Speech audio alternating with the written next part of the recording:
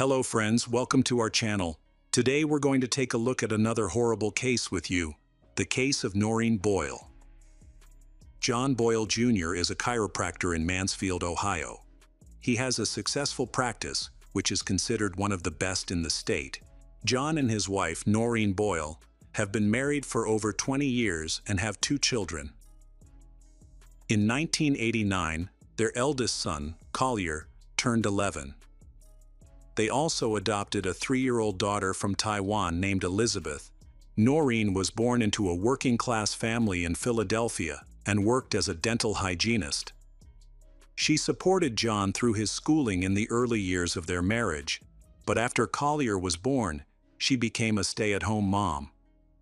Thanks to John's successful career, the family enjoys a comfortable life. Their children attend private schools, travel, shop, and experience the World Cup without financial worries.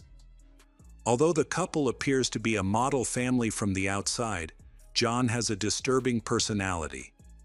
He was often abusive to his wife and displayed controlling behavior. Furthermore, he was unfaithful.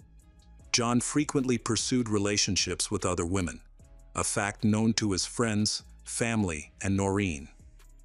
For years, she tolerated his behavior in an attempt to preserve the marriage for the sake of their children, despite being aware of his infidelity and his constant pursuit of younger women. Whenever she confronted him about his affairs, he reacted violently. In general, John could not tolerate any criticism of himself.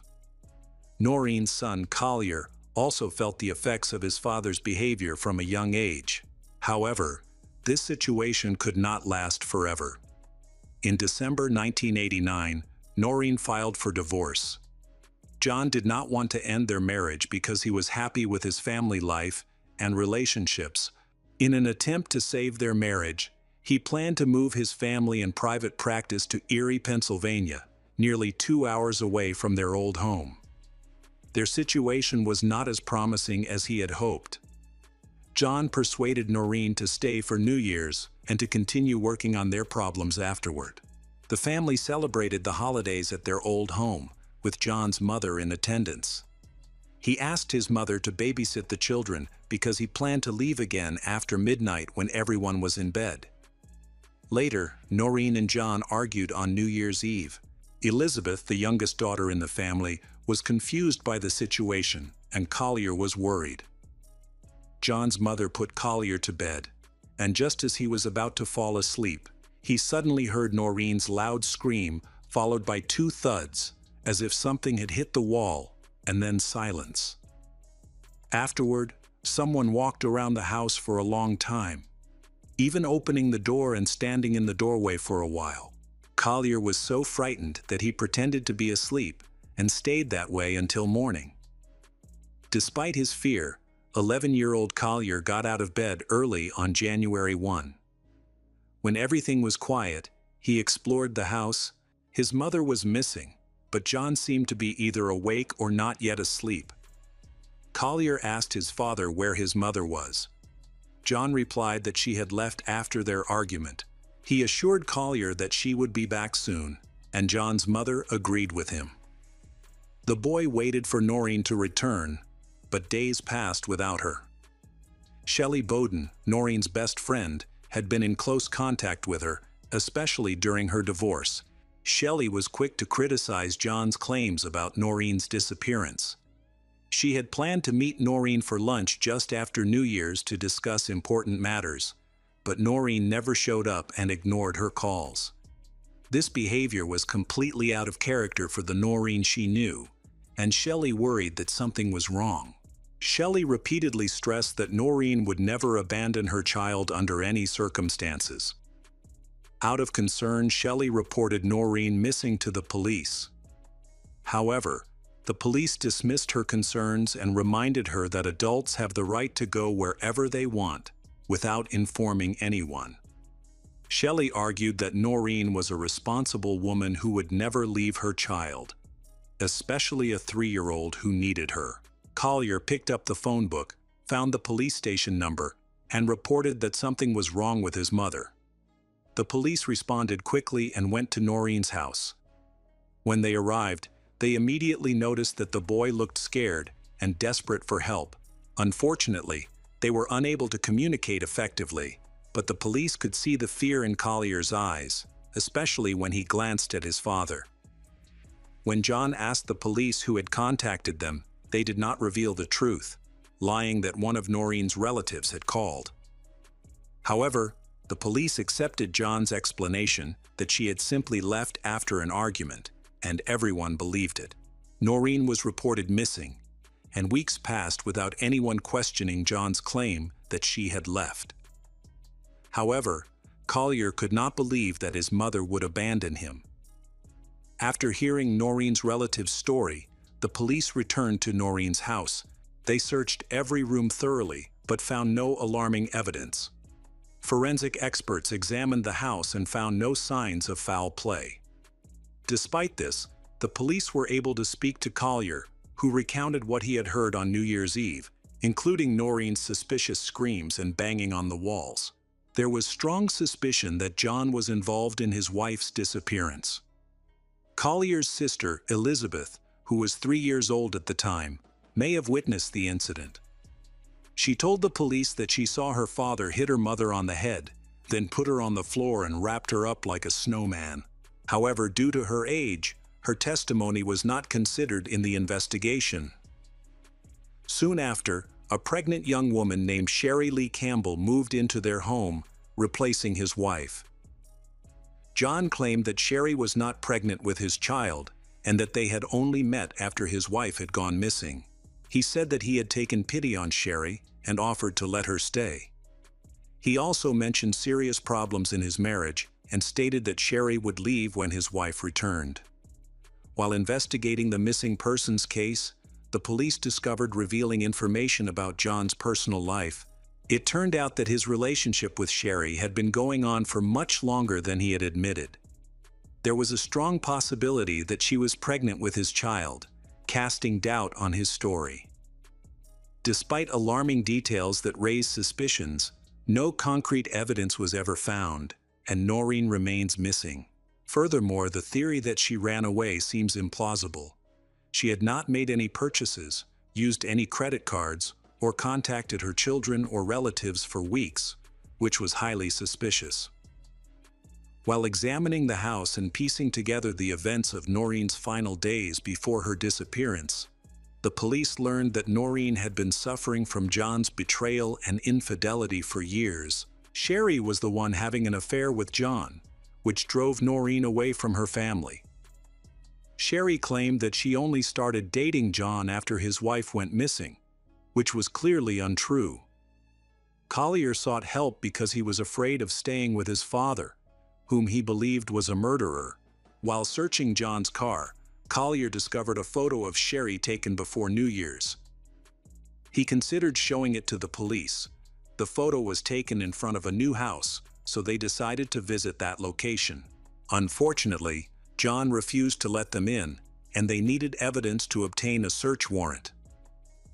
More than 2 weeks after Noreen went missing, the police began to take the case more seriously, as her prolonged silence raised suspicions. Police discovered John's banking activities. They discovered that during the time Noreen was reported missing, John had made suspicious transactions. John rented a drill and purchased cleaning supplies from a hardware store, as well as quick-dry cement. He also frequently filled up gas in Erie, possibly during his visits to the new home. The investigation has now shifted its focus to the new house, as no evidence of a crime was found at the John family's old home. Collier said he noticed a ring on Sherry's finger that belonged to the boy's mother. He told his father this directly.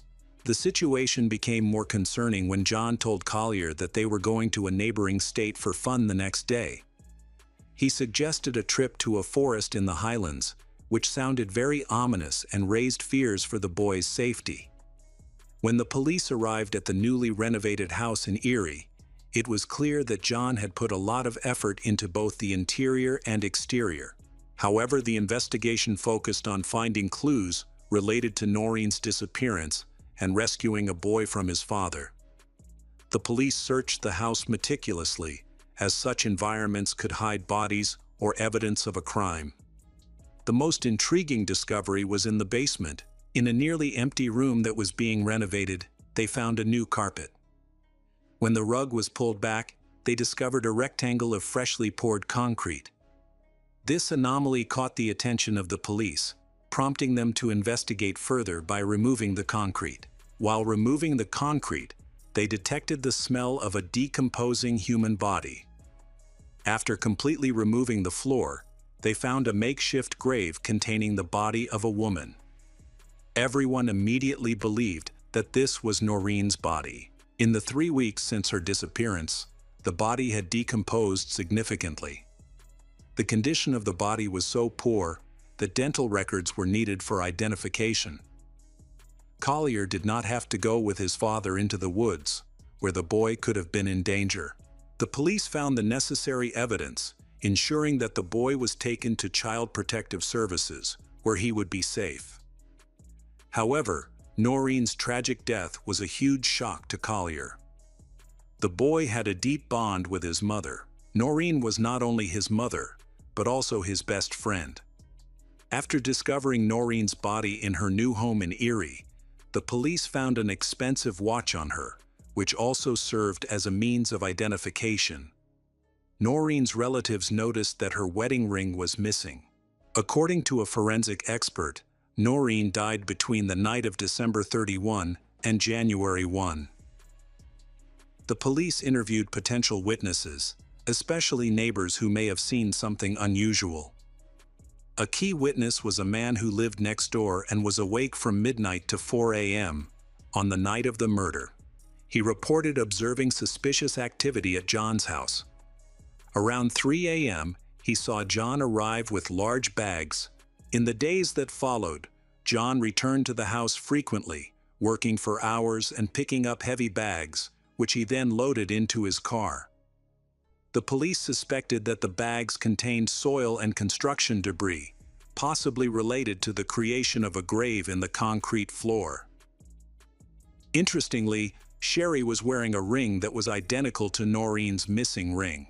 Collier could easily recall the ring his mother had worn, especially since there was a memorable story associated with the gift his mother had shared with him.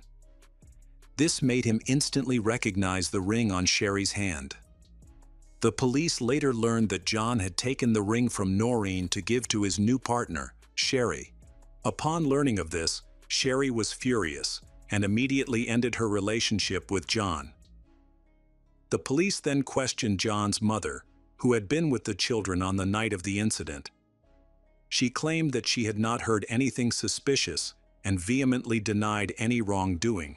Collier recalled an argument between his parents that he had heard before falling asleep.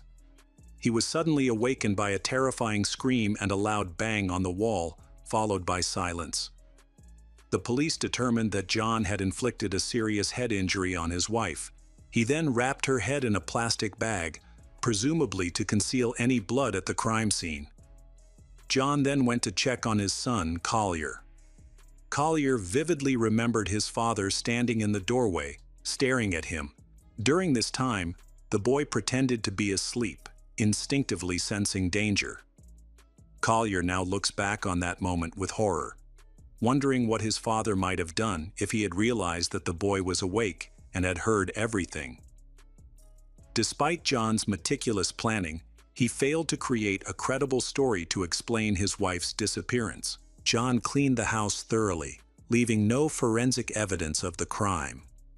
No traces of Noreen's DNA were found in the vehicle used to transport the body.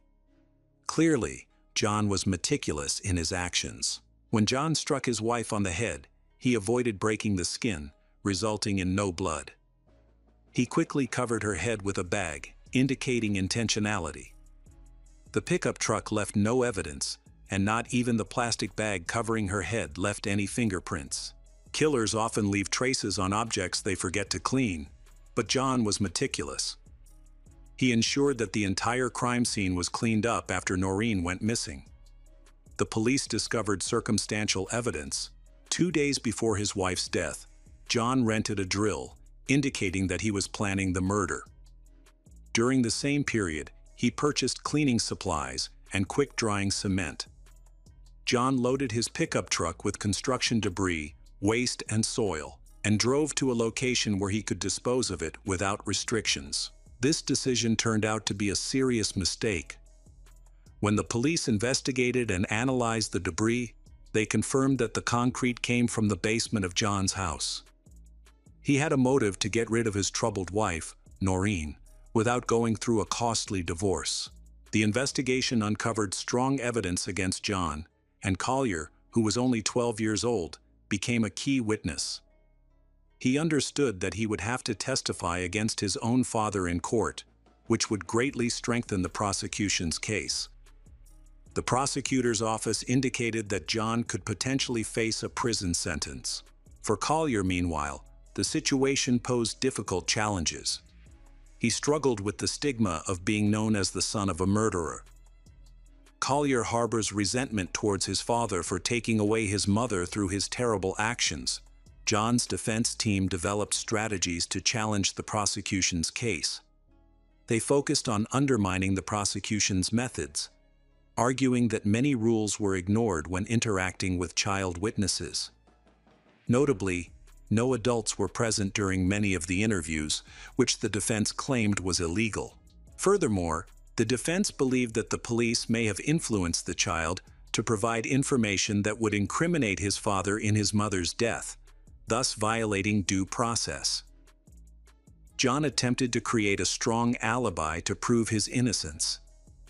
He even convinced his brother to lie to the police, claiming that Noreen had called him. This made the investigation even more difficult for the police.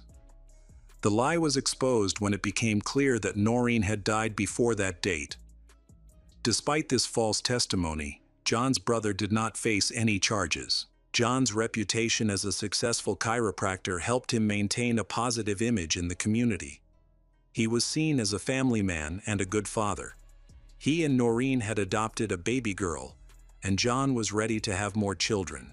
At the time of the murder, Sherry Lee Campbell was pregnant and was able to prove that John was the father. Throughout the investigation, many questions arose about Sherry. Did she know about John's plan to kill his wife, or was she involved in the crime? These suspicions were fueled by her previous involvement in a real estate scam. A real estate broker reported seeing a young woman who looked like Sherry with Dr. John. However, the police found no evidence linking her to the crime or indicating that she knew about John's murderous intentions. She testified against him in court and cut off all contact with him afterward. Nevertheless, some people still believe that she may have had a role in the events that occurred. John's legal team presented their own arguments against the case.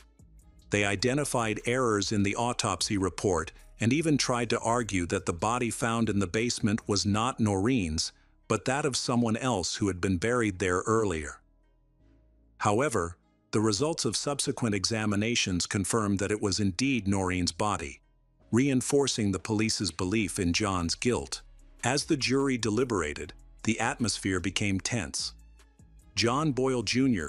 was convicted of the premeditated murder of Noreen Boyle, and due to aggravating circumstances, was sentenced to life in prison without parole.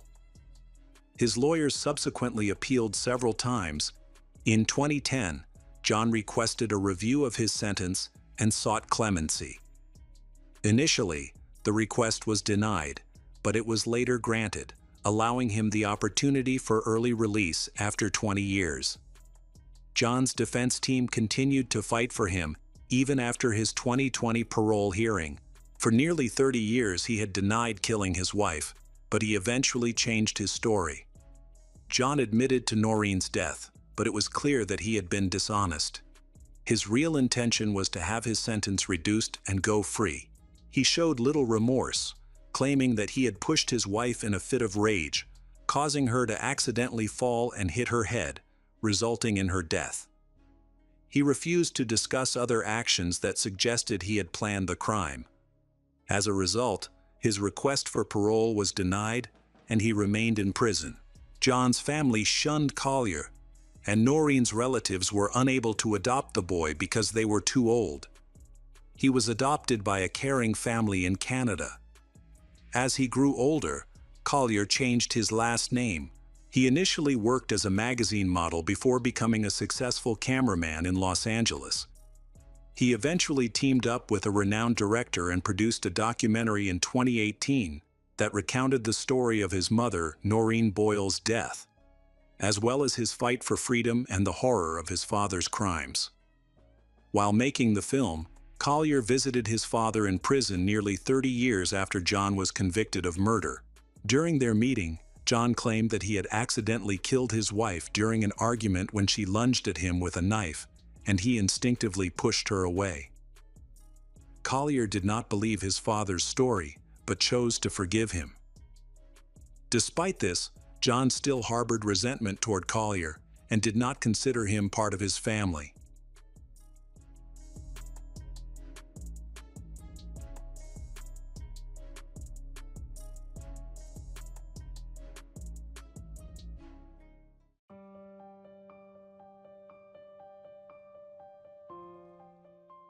Hello again, true crime fans. We've got another mysterious case to explore.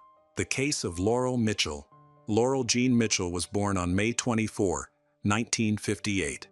She grew up in a loving and supportive environment with her two younger siblings, raised by their parents.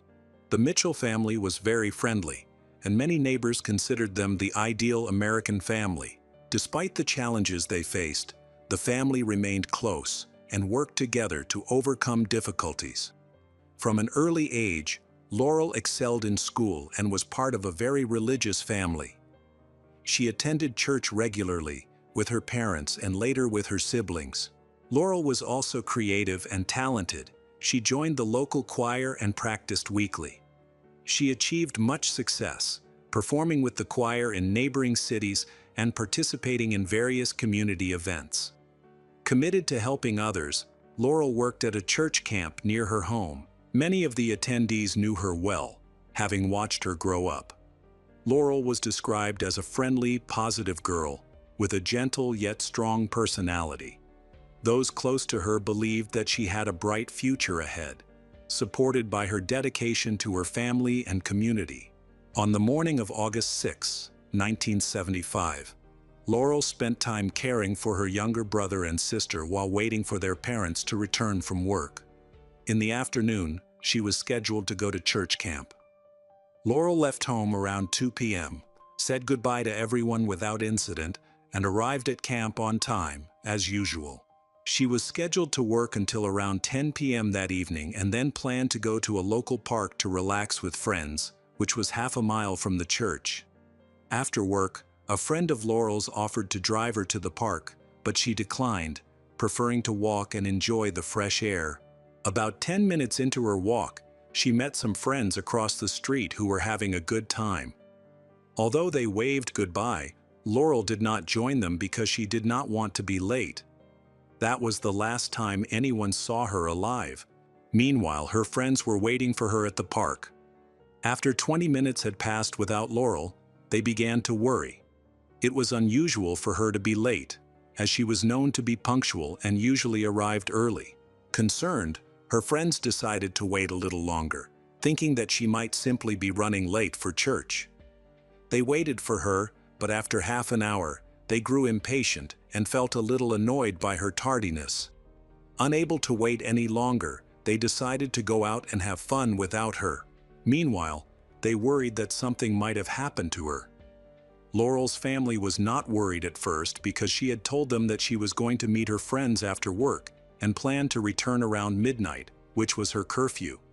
Her parents allowed her to go out, but as midnight approached and she still had not returned, they began to worry. Both her mother and father became concerned, as did her friends. They realized that Laurel's behavior was unusual. Worried about her well-being, her parents decided to take action instead of waiting.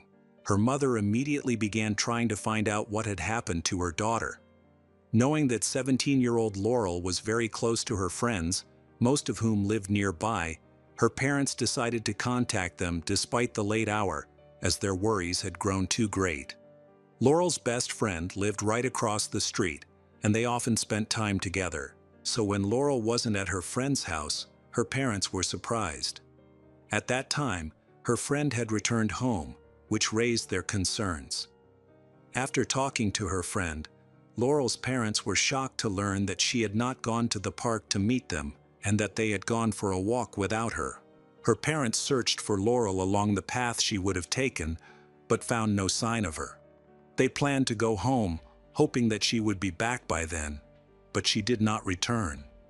Worried, the family began calling everyone they knew who might have seen Laurel, despite the late hour. Most people were sympathetic, but unfortunately, no one knew where she was. They eventually decided to call the police to report her missing. Sadly, the police responded with the usual excuses, saying that since Laurel was 17 and was supposed to be with friends, she may have run away due to a conflict with her parents or simply been with someone else. They speculated that she might have had too much to drink and was unable to return home. However, her parents insisted that this behavior was completely out of character for Laurel. Laurel spent most of her time at home and at church, but the police did not listen to their concerns. Determined to find Laurel, her parents and others spent nearly an hour at the police station trying to convince the officers that she would never have missed a meeting with friends or broken curfew. Eventually, the police seemed to take action. By this time, a large group of townspeople were anxious to know what had happened to Laurel. Everyone in the community knew each other, and the idea that a young girl could be in danger in such a quiet town, where nothing like this had ever happened, was shocking. Laurel's parents made a phone call, and a crowd gathered outside the police station, ready to help. Despite the late hour, the people were determined to search for Laurel along with the police. First, they checked the camp near the church, along the route Laurel had taken. However, they found no sign of her along the entire path she might have followed. Then the group split up and searched the city until dawn, but unfortunately, they still found no clues. By 10:30 a.m., the search of the homes of Laurel's friends, whom she was supposed to meet, was nearly complete. The hope that she had simply gone out to have fun had evaporated. Naturally, there was interest in the missing girl's relatives. The Mitchell family had made extensive efforts to identify any potential suspects in Laurel's vicinity. However, they ruled them out, one by one. Laurel had a good social circle, with no signs of cruelty or criminality. Her friends could provide no leads for the investigation. There were no suspicious boyfriends or manipulative individuals in her life, as she had never dated anyone or even thought about boys. There were no jealous suitors who could harm her. Rumors began to spread, and the local community started to pressure the police for answers. Eventually, the police learned that Laurel had met a group of friends about 10 minutes earlier and had passed by them. They reported that they had seen nothing unusual. Laurel seemed happy and was not being followed. So what could have happened to her? A few kilometers north of the city, a man was fishing with his son on the river. Everything seemed calm until he noticed something suspicious floating downstream. Out of curiosity, he decided to row his boat closer. To his horror, he discovered that it was the body of a girl. The man was terrified, thinking that she might have had an accident and drowned. He believed he could still save her, so he pulled her body into the boat and tried to help. However, he soon realized that she was too cold, despite the warm weather. When all his efforts failed, he brought her body to shore with his son. He spotted a passing car and asked the driver to call for help. At the time, Laurel Mitchell's disappearance had not yet been officially reported. Since she had no identification, it was difficult to identify her. The police responded to the call. It turned out that the man and his son were not from the area and did not know Laurel. The police noticed a ring with her initials engraved on her finger. A few hours later, Laurel was officially reported missing, and her initials confirmed her identity. Her parents were able to identify her immediately. Initially, there was an assumption that she may have accidentally fallen off the bridge, slipped, and drowned, possibly due to not knowing how to swim or being intoxicated. However, her parents quickly dismissed these thoughts. They knew that swimming was a regular part of Laurel's training. She had always loved water and enjoyed swimming since childhood, so she could have swum out of the reservoir if she had accidentally fallen in. Additionally, her family and friends confirmed that she had not been drinking. She had not intended to cross the bridge that night, as it was not on her route, making it unlikely that she had accidentally ended up there. Despite this, the police remained skeptical of the family's beliefs. Laurel was found in a large river with a strong current. In some areas, the current is so powerful that even professional swimmers avoid it. According to the police, Laurel may have fallen into the water or gone swimming and become a victim of the current. She may have been swept away and been unable to handle the situation.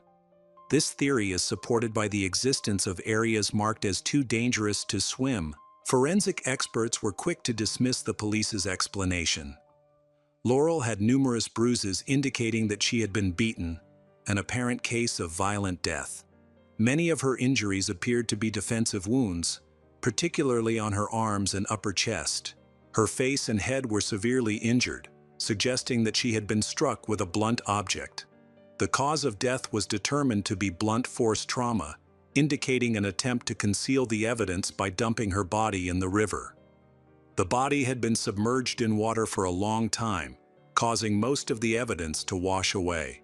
The remaining traces could not be thoroughly analyzed because DNA testing was still in its early stages, which caused the investigation to stall. Although the police had some evidence in the form of suspicious biological traces, they were too small to be of any use. All of the items recovered, such as Laurel's clothes, shoes, and underwear that showed these traces, were eventually stored. At the funeral, the church was so crowded that many attendees had to stand outside. People expressed their condolences to Laurel's family and hoped that the case would be solved soon. The investigation soon stalled and only made progress a few months later, when an anonymous witness called the police from a public phone. She claimed to know what had happened to Laurel, but when the police began asking questions, she abruptly hung up and was never found again. The police made a public appeal to find the girl who had called them. They assured her that her identity would be kept confidential and that she would be safe, providing any protection she might need. They urged her to contact them again and share any information she had. To encourage her, they even offered a reward of $50,000, a substantial sum at the time. Despite this, the girl did not call back. Unfortunately, the reward led to trouble, as the police received some false information, wasting resources on unnecessary investigations. 6 months after Laurel's death, a woman contacted the police. She lived across the street from where Laurel had walked to the park that evening. She reported seeing Laurel at 10:15 p.m., the same time she was returning from work. While she was at home, she heard a strange noise outside. It sounded like a car had stopped suddenly in front of her house, followed by the screams of young people. When she looked out the window, she saw one of the trunks slam shut. Laurel, who had disappeared from view for a moment, was seen by a housewife. The housewife noticed a red car with strange young men inside, who quickly drove away. Although she could not see the faces or the license plate, she provided a description of the car. It was a bright red car, quite recognizable at the time. The police were very interested in this information and began investigating all the car owners matching that description. However, for a month, they found no clues, much to the frustration of the police and Laurel's family. The investigation hit a dead end again. Decades later, in the early 2010s, advances in technology and methods, including genetic analysis, allowed for a more thorough examination of the available evidence. Profiling techniques were also used, leading to the creation of a psychological profile of the suspect. FBI agents were even brought in to assist. The profiler suggested that the suspect was likely a young man who lived in or near the area, had a history of violent crime, and possibly a criminal record. Despite these efforts, the investigation into Laurel's case made little progress. The DNA samples from the evidence were too limited to be analyzed comprehensively, hampering the police's efforts to solve the crime. During this time, a team was formed to tackle unsolved cases. Finally, the case of Laurel Mitchell came to the attention of her elderly parents. They once again expressed their desire to confront the brutal criminal who had beaten their innocent daughter to death. The police chose to restart the investigation, ignoring all the controversial conclusions from over 30 years ago. Sadly, Laurel's parents died before the police could answer their long-standing questions. As of 2012, the culprit remains unidentified. After the tragedy, Laurel's brother and sister were determined to continue their fight for justice. They believed that the media could help promote their efforts, so they issued several news reports about the investigation, which had been ongoing for nearly 4 years. A few months into their media campaign, they began to see progress with the police. A woman who had lived in the area in 1975 and was the same age as Laurel came forward to share her story. About a week after Laurel's murder, she had met a man named John Wayne Lehman at a party, and they had begun a long-term relationship. At another party, John confessed to her about a traumatic incident that had occurred that summer. He revealed that he had witnessed his friend attacking a girl on the street and felt helpless because he could not intervene. John gave a detailed account of the crime, but maintained that he did not kill Laurel. Instead, he claimed that it was his friend. At the time, she did not believe him. When she went to the police station and repeated what John had said, the police became interested. The information she provided about the attack and murder included details that had not been reported in the media, raising suspicions. Despite this, the investigation remained challenging. The woman mentioned that she had broken up with John shortly after his confession and that she did not know about his current situation. He was not listed in the police database, indicating that he had no legal problems. The police sought to identify John's friend. The woman struggled to remember her friend's name. To help her recall, the police provided her with a list of former suspects and potential witnesses in the case. She recognized the name Fred Bandy Jr.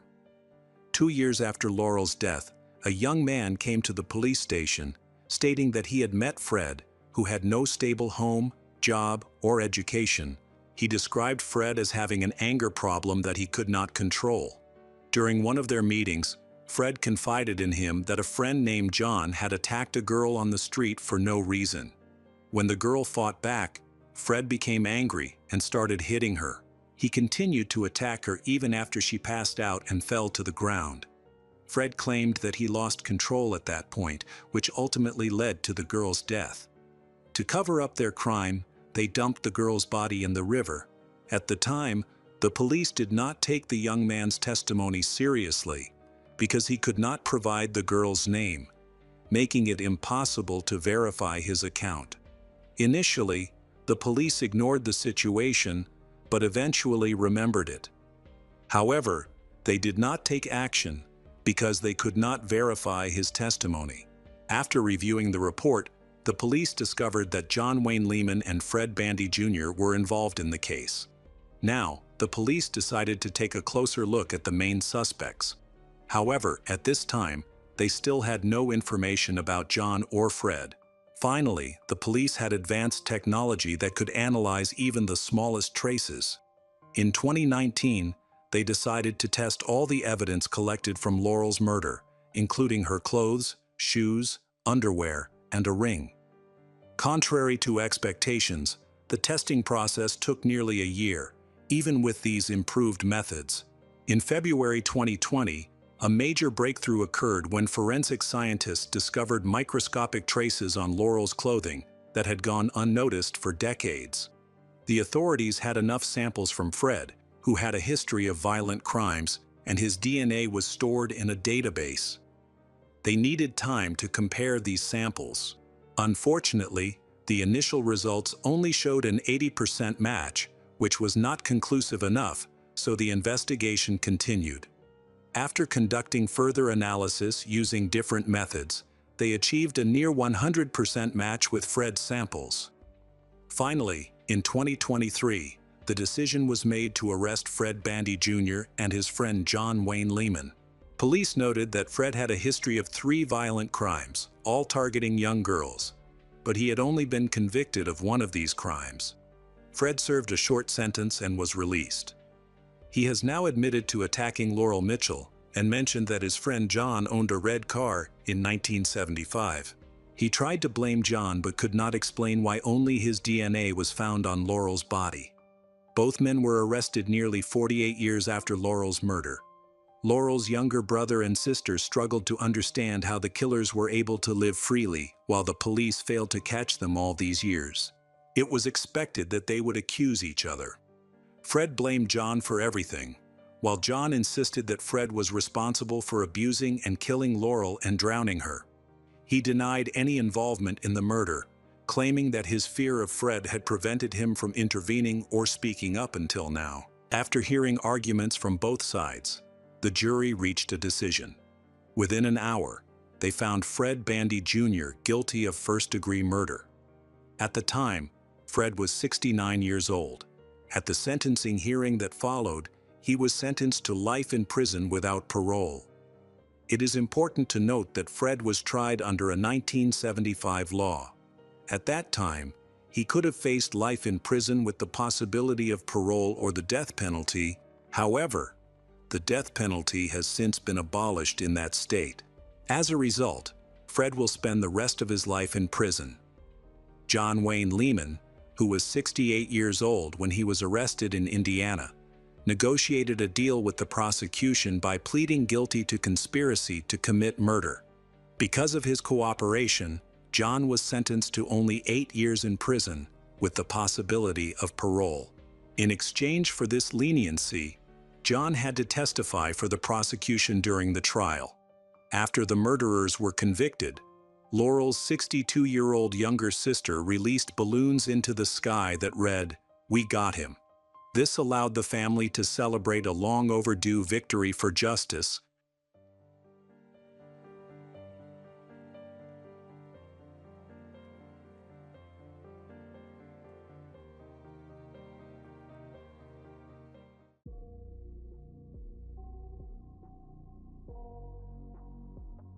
Hello friends.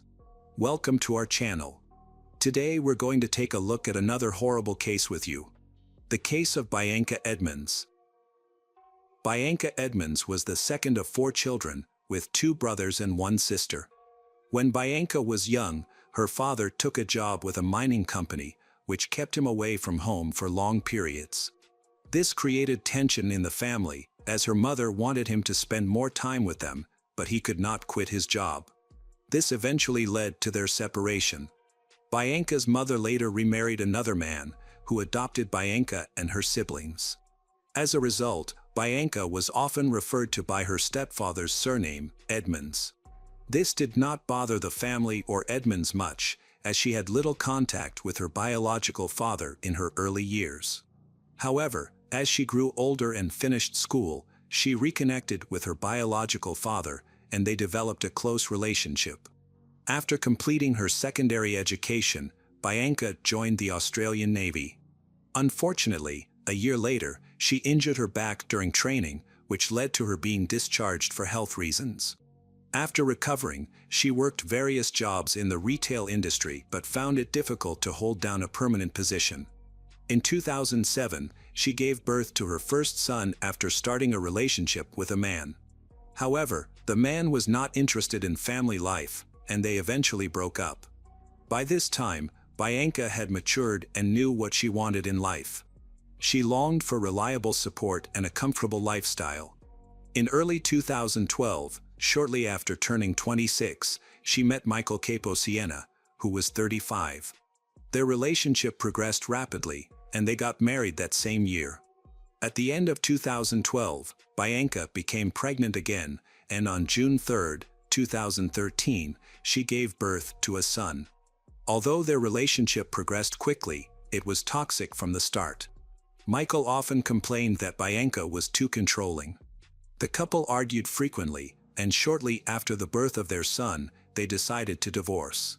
In early 2015, Bianca met Glenn Cassidy, a 48-year-old man, through a dating app. As usual, Bianca acted quickly.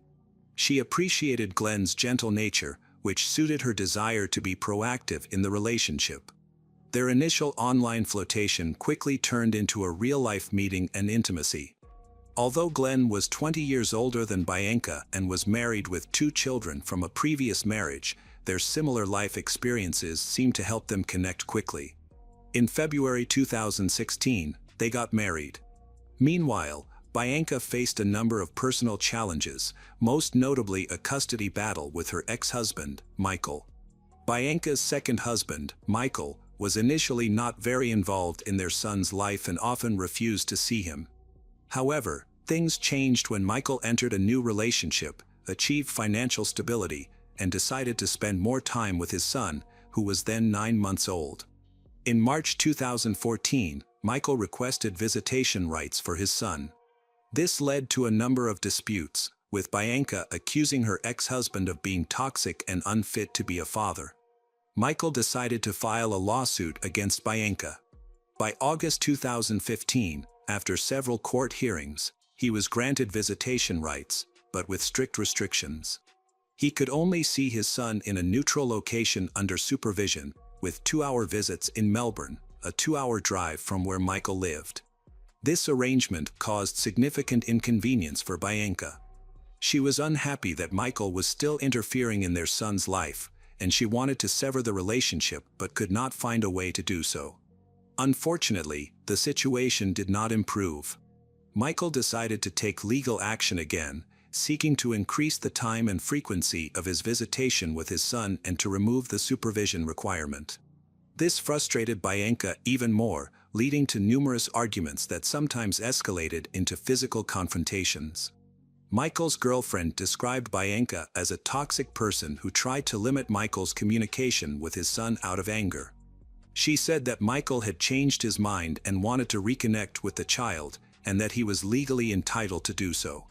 Michael's girlfriend portrayed him as a devoted family man with a kind personality. On the other hand, Glenn, who was in a relationship with Bianca, viewed Michael as a toxic and cruel person who could pose a threat to his son. Bianca frequently expressed her concerns about Michael to Glenn, claiming that he had threatened to kidnap her son. Bianca also attempted to manipulate her son psychologically by telling him that Michael, his biological father, was a bad person, but this tactic did not have the desired effect. Instead, she began to manipulate Glenn, using him as her main tool. Tensions in the family escalated, largely due to Bianca's provocations. She refused to be intimate with her husband unless he agreed to the idea of her ex-husband Michael's death. Over time, their relationship deteriorated. Bianca began to pressure and belittle Glenn, calling him a coward for not dealing with Michael and for not helping her. Initially, Glenn took her words as a joke, but over time, he began to seriously consider killing Michael due to the constant pressure he faced when his wife suggested planning the action. Glenn had written a fairly basic list of important points by hand. He wanted to shoot his enemy and then find a way to dispose of the body. In addition, Glenn's notes were full of spelling errors, highlighting his difficulties with writing. Bianca had received support from her husband, and she prepared him to commit the crime. Glenn desperately wanted to have a child with her, and her manipulation regarding intimacy worked. The couple, who had difficulty conceiving, shared their struggles with their friends.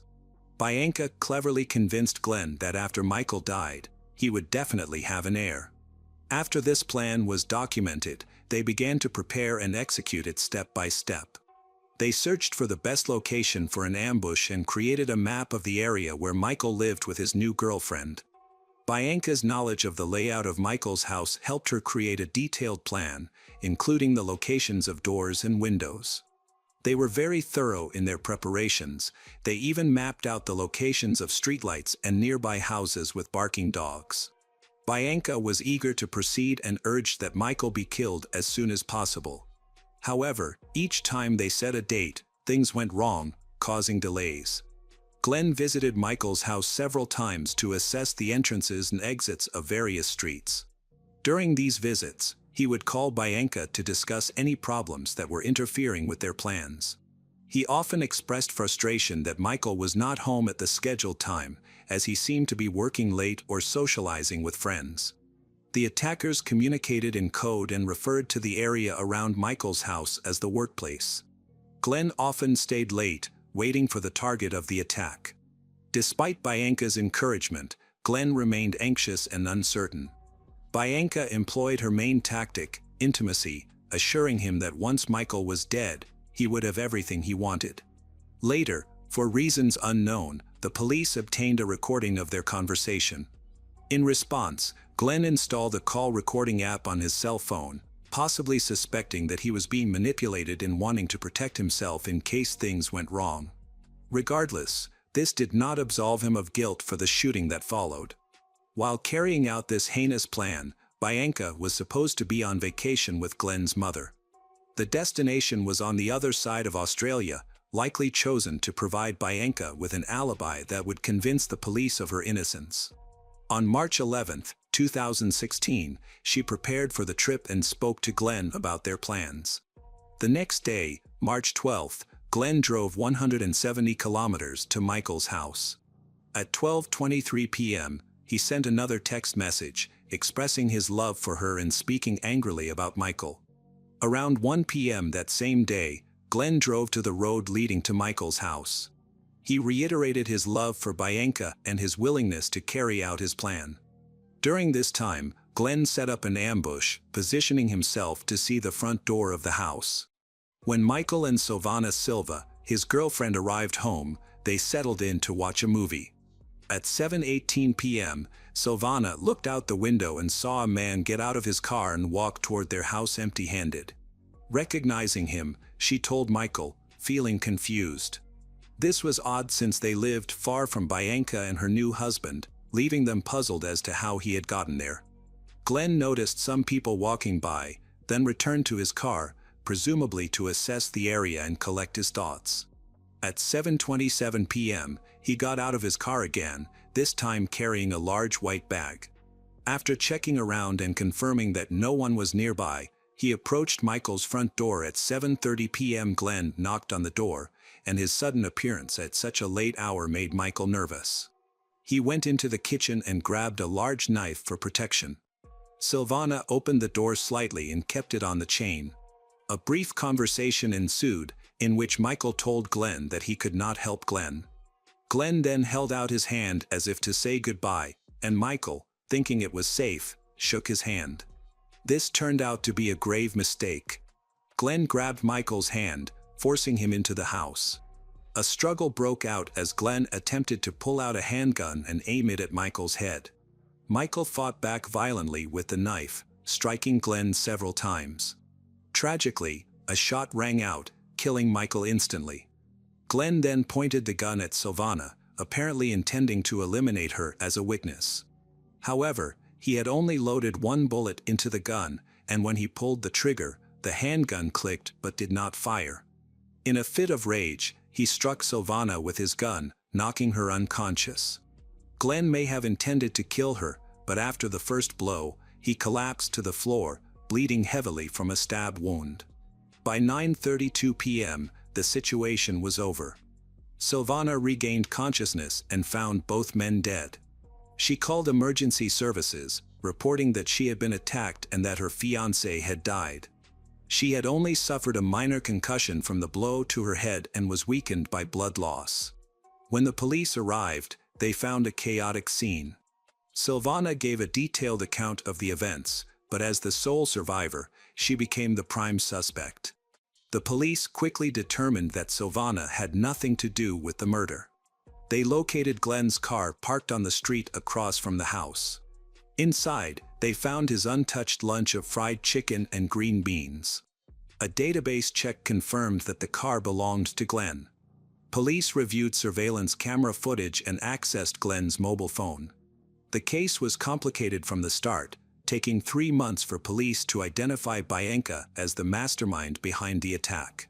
She apparently believed she would escape, so she was shocked when the police arrived at her home. Bianca Edmonds was arrested in December 2016 and taken to the police station for questioning, where she became hysterical. She acted as if Glenn was making things up and tried to convince him that he had not made a terrible mistake. However, he ignored her warnings and went ahead with his plan while she was away. Bianca claimed that her boyfriend was furious with Michael's behavior and that he was going to take their son away. According to Bianca, Glenn wanted to spend more time with the child. Although Glenn was not the boy's biological father, he had long wanted a child.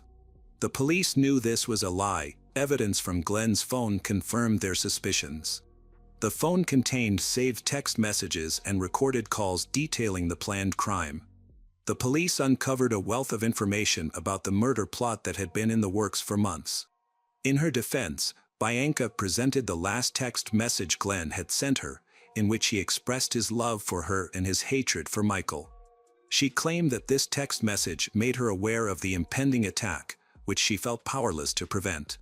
However, the police quickly noticed a major problem with the notes Glenn had written about the murder plan. They were full of spelling errors.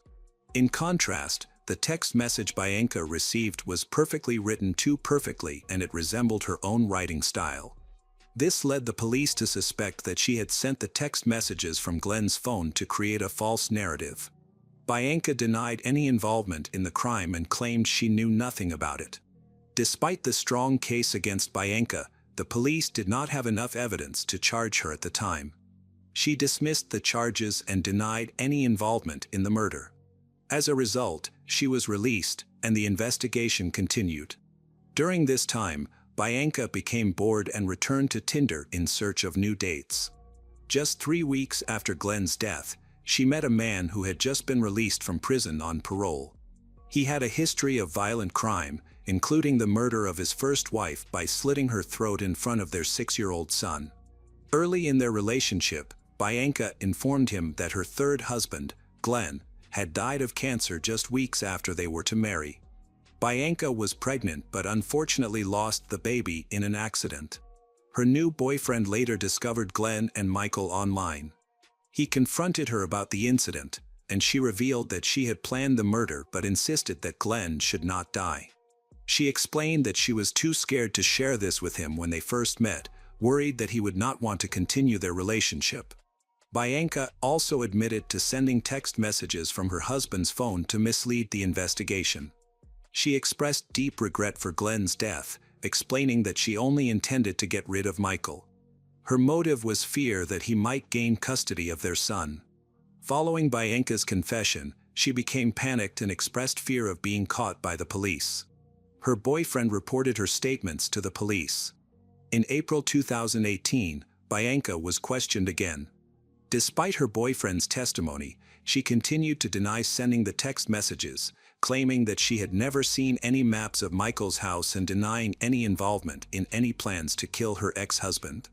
The police informed her that her fingerprints had been found on the handgun used in the shooting. She was initially unable to respond to this information but continued to deny that custody issues were a motive for the crime. When the police recounted her boyfriend's account, she admitted that she could not remember the conversation. During this time, Bianca suffered from depression after the loss of her child, which she attributed to her mental health and the effects of her antidepressants.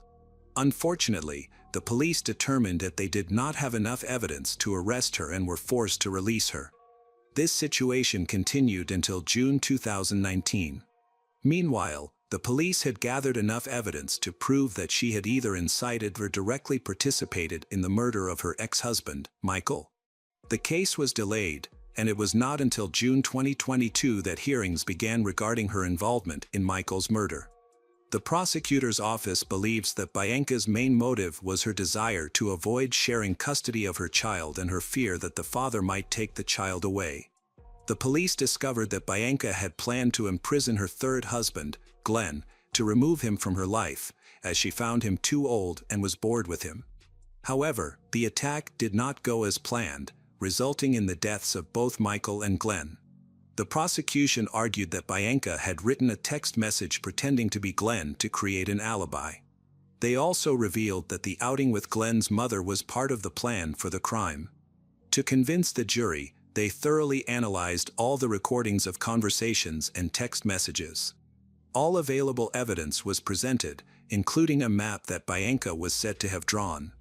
Bianca's DNA and fingerprints were found on the murder weapon, which clearly indicated that she had lied. Her attorney claimed that this was only circumstantial evidence.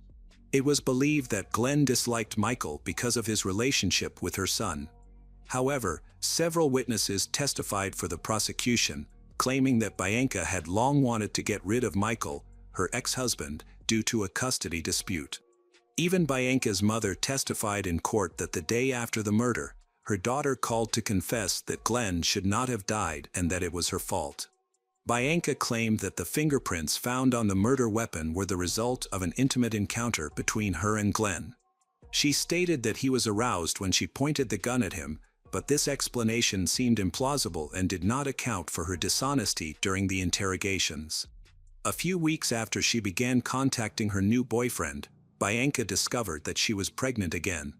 He offered to recant his statement to the police if she forgave him and returned to him, but Bianca believed that the real father of the child was someone else.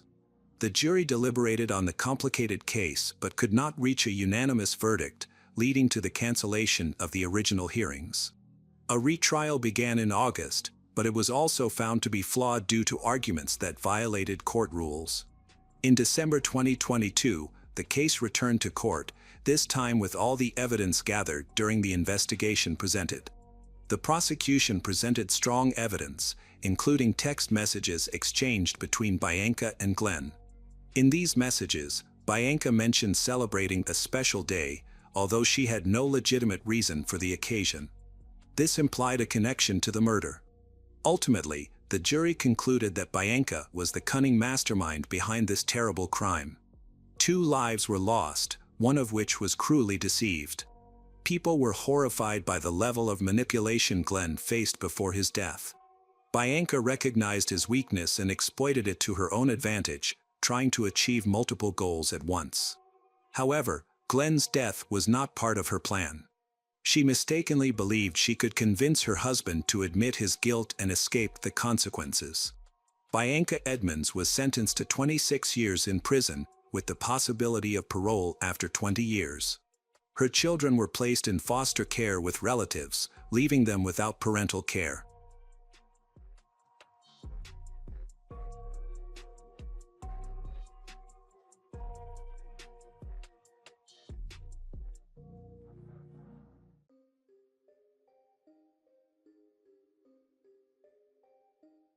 Hello everyone, today we will learn about another case. The case of Shannon Christian and Christopher Newsom. Christopher Newsom was born on September 21, 1983, in Knoxville, Tennessee, to Hugh and Mary Newsom. He was often called Chris by his friends and family. He attended Halls High School. There, he joined the baseball team, where he showcased impressive skills and teamwork. In 2002, he enrolled in Pellissippi State Technical Community College, a community college, to study carpentry. During this time, he met Shannon Christian, a beautiful girl who captivated him at first sight. Shannon was born on April 29, 1985, in Nacogdoches, Texas. Shannon, known for her beauty and kind nature, they developed a close relationship with each other. In 1997, the Christian family moved to Tennessee. Shannon graduated from Farragut High School in 2003 and then enrolled in the sociology program at the University of Tennessee at Knoxville. During this time, she actively supported Christopher by attending his baseball games and traveling with him. They were often described as inseparable. Although they still lived with their parents, they dreamed of a future together. In the city of Knoxville, there lived a man named Lamarcus Davidson, who was originally from Memphis and was born on June 13, 1981. His childhood and teenage years were challenging. His mother struggled with severe substance addiction, and his father was an alcoholic. Lamarcus had a half-brother named Latalvis Cobbins. At the age of 16, Lamarcus had a chance to change his life but chose to pursue a criminal path, which quickly led him to prison. After prison, instead of turning his life around, Lamarcus began dealing illegal substances and became involved with a girl who was also entrenched in the banned substance. Unfortunately, Latalvis faced a similar fate. In 2003, Latalvis was convicted of attempted robbery in the 3rd degree and served time.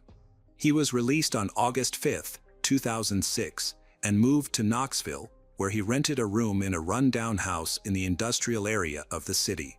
Lamaricus also tried to locate Latalvis, who was dating Vanessa Coleman. Lamaricus set off on a journey with his girlfriend. They arrived in Knoxville in early 2007. On January 5th, Lamaricus and his girlfriend had a serious argument, which escalated to him hitting her. The next day, she chose to leave. On Saturday, January 6, 2007, Shannon and Christopher had plans for dinner and a party. Before meeting up, Shannon stopped by her friend's house to help her with makeup, hair, and outfit selection. They parted ways around 8 p.m., and Shannon began waiting for Christopher, who was coming from another part of town. At the same time, Lamaricus, along with his two friends George Thomas and Eric Boyd, formed a dangerous trio that arrived at Latalvis's place with a sinister plan. During their drive, they used banned substances and talked. Around midnight, Christopher and Shannon went to the parking lot of the apartment complex. Shannon got behind the wheel of her Toyota pickup, while Christopher leaned over next to her, keeping the door open. They shared a kiss. Suddenly, armed bandits appeared and attacked them. The criminals forced the frightened couple into the back seat of the truck and drove them to a rented house. Both Shannon and Christopher had their hands tied behind their backs. Later, it was revealed that Eric had distanced himself from the gang at that time. The next morning, January 7th, Shannon's mother, Dina Christian, woke up feeling uneasy because Shannon had not returned home and wasn't answering her phone. Dina's worry increased when Shannon's best friend called to say the couple hadn't shown up at the party. So, Dina contacted the rescue service.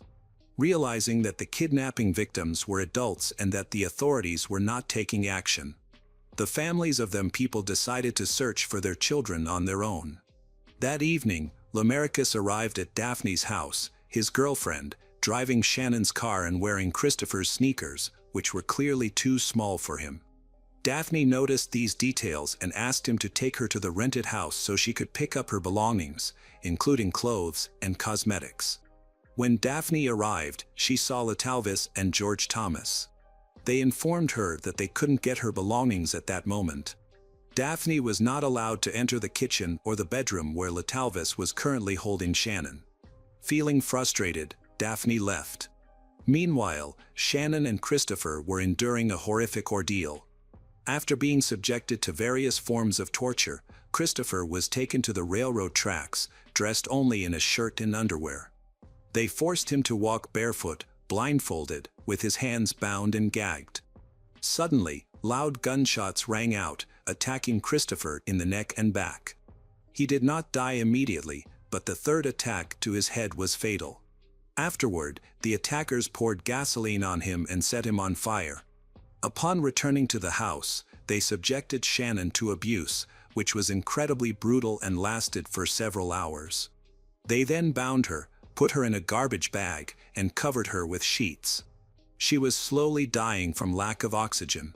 On January 8th, the burnt body of a man was discovered near the railroad tracks, and an examination confirmed it was Christopher. The investigators tasked with informing his mother, Mary. They had to caution her that the condition of the body would be horrifying. Nevertheless, she insisted on identifying him at the morgue. Mary placed her hand on the body bag and whispered to her son. The criminals left the rented house, and Lamaricus chose to stay at Daphne's for a few nights. He claimed that his brother had suddenly disappeared with the apartment keys, making it impossible for him to get inside. Although Daphne was skeptical at first, she eventually believed him. Meanwhile, the other accomplices, Latalvis, Vanessa, and George returned to Kentucky. In her personal diary, Vanessa wrote about how exciting her life had become and the new experiences she had gained recently. On January 9th, police officers arrived at a rented house where a tragic incident had occurred. Inside, they found Shannon's lifeless body, which was sent for examination. The doctors concluded that both victims had suffered greatly. A corrosive chemical substance was found in Shannon's throat, on her body, and in the area of her injured genitals, indicating that she had been tortured while alive. Investigators also conducted a thorough examination, and the first thing that caught the investigators' eyes was that the floor was covered in dirt. Furthermore, a pack of cigarettes was found in the living room, even though neither Shannon nor Christopher smoked. Finally, the agent stumbled upon an envelope, and after it was subjected to a fingerprint analysis, it was linked to Lamaricus. He had been involved in numerous crimes and had a criminal record. The detectives had no trouble determining his place of residence. The police department learned about the situation and intended to speak with Lamaricus first. However, he had fled. He made a critical mistake by calling Eric, which agents overheard and recorded. They also located Daphne and convinced her to assist with the investigation. During her first interrogation, a frightened Daphne shared everything she knew and mentioned that Lamaricus had pleaded with her to believe in his innocence. The detectives recorded everything on video, showing the disarray in the apartment. In addition to important shell casings, experts found video recordings, Christopher's shoes, binoculars, and a discharged .22 caliber revolver that matched the weapon used to kill Christopher. The case gained significant attention, reaching beyond the state, prompting the involvement of federal agents. Crucial information emerged about the video found in the apartment. It had been rented from a library in Kentucky by George Thomas. Meanwhile, the police needed a strategy to approach Lamaricus and decided to start with Eric. Finding Eric was straightforward, and within hours, he was located and arrested. His attempts to shift the blame onto others failed due to the strong evidence linking him to the crime. That same day, Vanessa and Latalvis was also arrested. On January 12, 2007, Shannon's family made a public appeal seeking attention from the media while waiting for updates on the investigation. They expressed gratitude for the help they received in searching for the couple and organized prayers for the funeral. Unfortunately, due to the condition of Shannon's body, the family could not hold an open ceremony. All 5 suspects provided their accounts of the events, trying to blame each other, but they agreed that the attack was motivated by robbery. Eric was believed to be the main perpetrator and was also accused of knowing about the crime beforehand and failing to intervene. The other suspects admitted to being in the rented house during the incident. There was uncertainty about whether Vanessa participated in the violence willingly or was coerced. She was placed under protection, but after several interrogations, she eventually admitted that she actively took part in the attack. On January 25, 2007, a memorial service was held at the University of Tennessee campus to honor Shannon. A year later, a golf tournament was organized, and a victims' memorial fund was created. Additionally, scholarships were established for senior high school students from Shannon's alma mater. In memory of Christopher, Pellissippi College held an annual memorial baseball tournament at Halls Community Park. Halls High School has also awarded an annual scholarship in his name to the top baseball player. George, Latalvis, and Vanessa faced charges related to the case. Initially, they were expected to be tried in separate trials from May to August 2008, but Eric was federally charged in the U.S. District Court. On April 16, 2008, Eric Boyd was found guilty on all counts, including theft and concealing a fugitive's whereabouts. He received the maximum sentence of 18 years in prison. George's attorneys requested a speedy trial, arguing that there was no evidence linking him to the crime scene. Their request was granted, and the trial was scheduled for August 2008, but it was postponed to 2009. At that time, District Attorney Randy Mickles announced that if Latalvis and Vanessa were found guilty, the state would seek the death penalty. However, the trials for both Latalvis and Vanessa, as well as George's trial, were delayed due to leaks to the press about the case details. The defense argued that a change of venue was necessary to ensure a fair trial, but this request was denied by Knox County Criminal Court Judge Richard Baumgartner. He convened a new jury in Nashville in November 2008. The house where the victims were killed was purchased by a company and quickly demolished. The new owners planned to build a memorial for Shannon and Christopher on the site. By the end of August the following year, Latalvis was scheduled to stand trial. During his testimony, he admitted to lying several times during his interrogation but stated that he would only tell the truth now that he was under oath. On the first day of deliberation, The jury met for about 10 hours. The following morning, the verdict was announced. Latalvis Cobbins was found guilty of both murders but was acquitted of abuse assault charges. On August 26, 2009, he was sentenced to life in prison without the possibility of parole. 2 months later, Lamarcus went to trial. A key piece of evidence against him was the testimony of a medical examiner who conducted the autopsy. Her detailed testimony about the victim's injuries left those in court in disbelief. A particularly shocking moment occurred and autopsy photographs were shown. The prosecutor's assistant fainted, leading to a brief recess during which Judge Richard warned that anyone who cried would be removed from the courtroom. The jury deliberated for only 4 hours and identified many new factors that increased the severity of the charges. These included the various methods used to inflict pain on the victims. Lamarcus Davidson was found guilty of first-degree aggravated robbery and first-degree murder.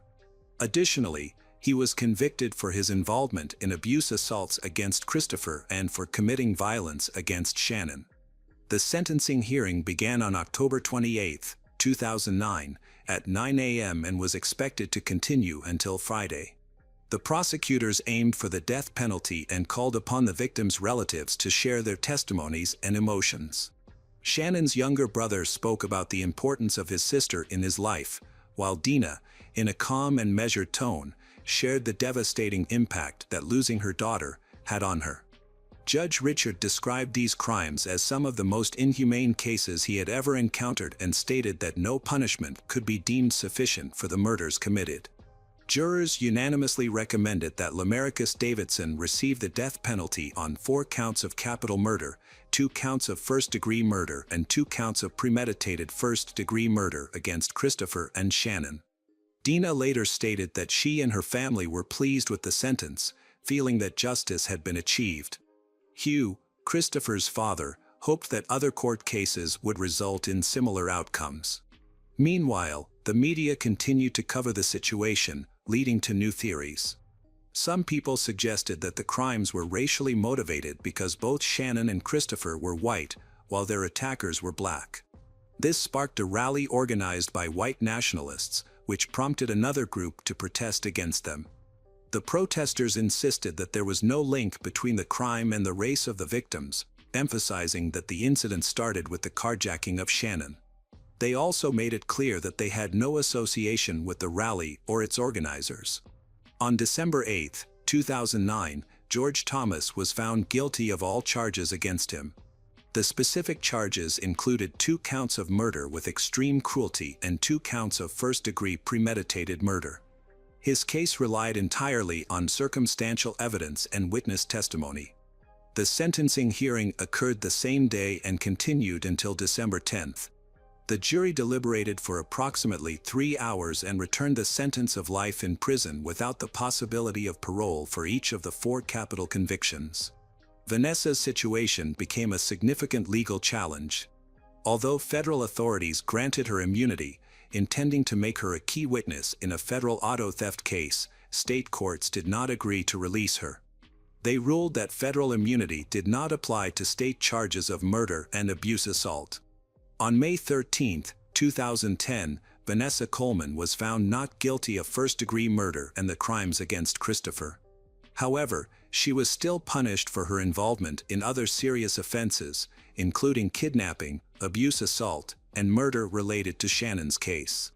On July 30, 2010, she was sentenced to 53 years in prison. 4 years later, just as the victims' families were starting to heal from their trauma, a shocking development raised doubts about the fairness of the trial. In March 2011, Judge Richard, who had presided over the case, revealed that he was stepping down due to banned substance addiction. The state Supreme Court then upheld the decisions made in the cases against George and Vanessa and ordered new hearings. In the second trial, Vanessa's diary became crucial evidence for prosecutors. They aimed to show Vanessa's connection to the crimes that occurred that night, using statements Vanessa had written in her diary during the days leading up to Shannon and Christopher's deaths. This evidence raised significant questions about her claims of innocence. Despite this, Vanessa maintained that she had accidentally ended up in that house and was a victim of circumstances. Her lawyer argued that her diary entries were nonsensical attempts, suggesting that the torture and murder of the victims were irrelevant to her at all. He informed the jury that Lamarcus attacked Vanessa when she tried to leave the house and that he threatened her when she mentioned seeking help. On May 17, 2013, the judge ruled on a sentencing case, stating that it was the most complex and horrific case he had ever encountered. A new trial for George resulted in a guilty verdict, with the jury once again recommending a life sentence but with the possibility of parole. Shortly after, Supreme Court Judge Walter Kurtz upheld the jury's decision, sentencing George Thomas to 2 consecutive life sentences for murder and an additional 25 years for abuse offenses. While Christopher's parents were relieved that justice was served, they remained determined to hold George's accomplices accountable as well. They made every effort to contact him, and after 11 years following the tragic events, he finally disclosed details about his collaborators in various crimes. On March 20, 2018, a Knox County grand jury returned a 36-count indictment against Eric Boyd.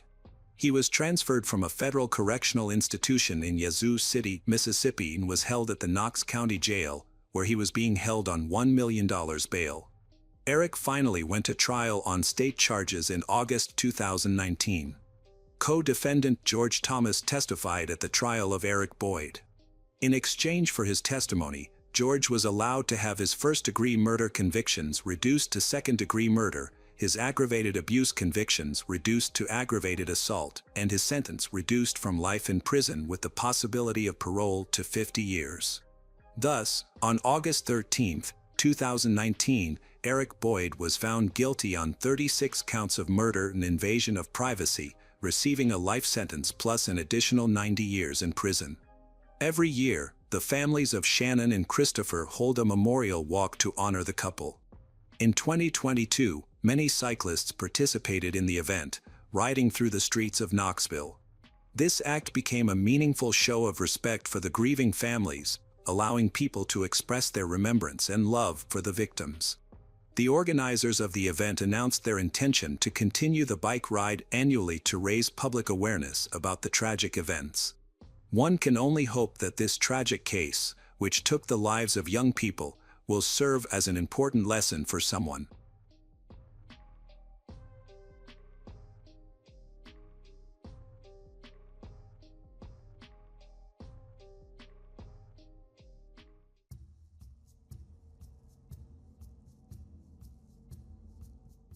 Hi everyone, thanks for returning. Let's unravel another horrible case. The case of Raymond Wright. On January 11, 2018, in Sacramento, California, Dean Wright grew increasingly anxious as he waited for his brother. They had planned to meet earlier that day, but Dean was unable to reach Raymond. The brothers were close, talking every day and maintaining a strong relationship. But suddenly, Raymond disappeared without a trace. There were no calls, no texts, and no activity on social media. He stopped posting photos, stopped visiting his personal page, and stopped answering the phone. Raymond, a 55-year-old carpenter, owned his own workshop and was known for being skilled at managing his business. Occasionally, he would drop off the radar, but never for more than half a day, usually due to work-related matters. This time, however, Raymond had been missing for an entire day, leaving his close friends and family deeply concerned. His sister called Dean, asking if he knew where Raymond was. Raymond's 2 daughters were also worried. They had noticed their father's unusually long absence and contacted Dean to share their concerns. The girls said they had tried calling their father all day, but their calls kept going to voicemail. Dean, growing increasingly worried, repeatedly called Raymond's number but had no success. That evening, he decided to visit Raymond's home in a suburb of Sacramento. Raymond also rented a nearby woodworking shop, which was doing well. Unfortunately, Dean found no sign of his brother in either the house or the shop. There were no indications of forced entry or robbery. Dean, who was familiar with both the house and the shop, carefully inspected the premises but found nothing unusual or any clues about Raymond's whereabouts. To add to the mystery, Raymond's pickup truck was also missing. At this point, Dean began to panic. Raymond had disappeared without any notice or plans to leave, leaving his family at a loss as to where to look. The situation left everyone worried, including Raymond's ex-wife. She and Raymond got married in June 1994. For many years, they tried to build a happy family. However, after some time living together, their differences in life views began to cause problems. Raymond was busy setting up a business, which made him completely absorbed in work and often neglectful of his daily family life. In 2001, the couple divorced. The children stayed with their mother, but Raymond remained actively involved in raising them and often visited them. After the divorce, Raymond stayed single for many years, avoiding the idea of starting a new family due to his heavy workload. In 2009, he remarried, but this marriage did not last long and ended in divorce that same year. According to relatives and friends, Raymond became extremely depressed because he was unable to maintain a personal life, largely due to his work addiction. This eventually led him to turn to alcohol. He had struggled with drinking since his early 20s but had quit when he first got married, maintaining a sober lifestyle for many years.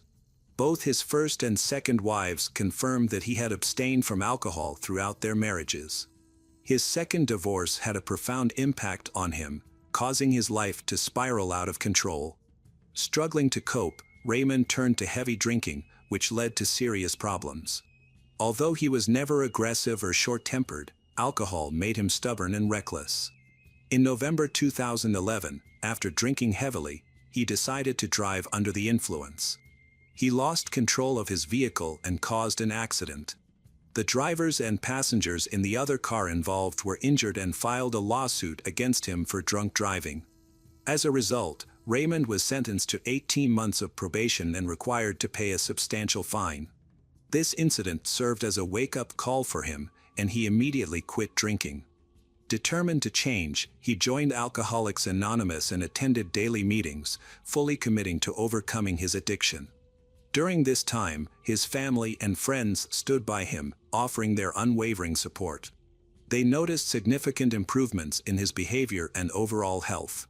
It seemed as though he had found a new purpose in life, eager to make up for the time he had lost with his loved ones due to his struggle with addiction. From then on, he stopped drinking and started spending more time with his family. He even made a beautiful baby crib in his woodworking shop for his niece. He planned to spend the holidays with his family.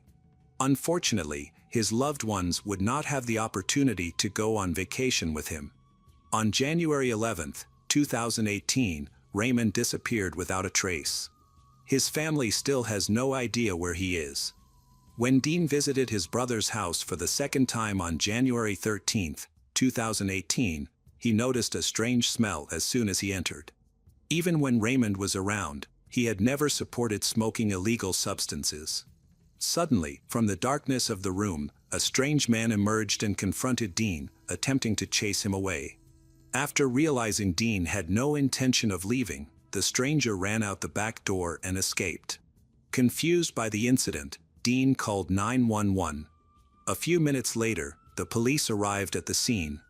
After conducting a thorough search of Raymond's home, the only evidence they found was a cup filled with ice and soda, complete with a lid and straw.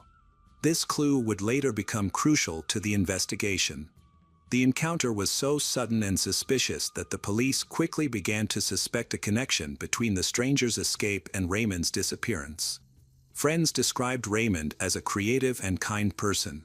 After overcoming his struggles with alcohol, his positive traits became even more prominent.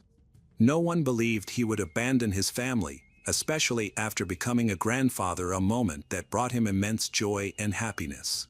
Raymond was known for being uncontroversial, even during his struggles with addiction. Following this strange encounter, Dean's anxiety increased.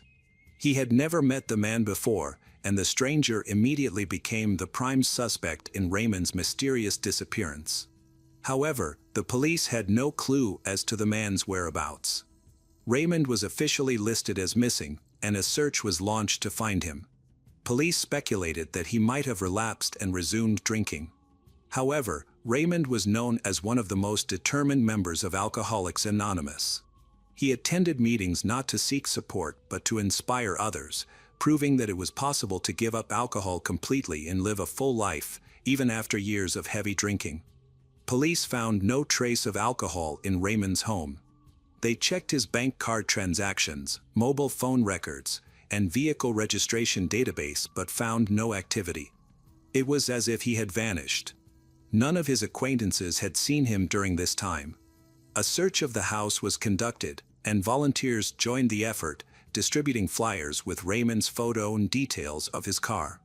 Police also sought help from the public through the media, but no information emerged.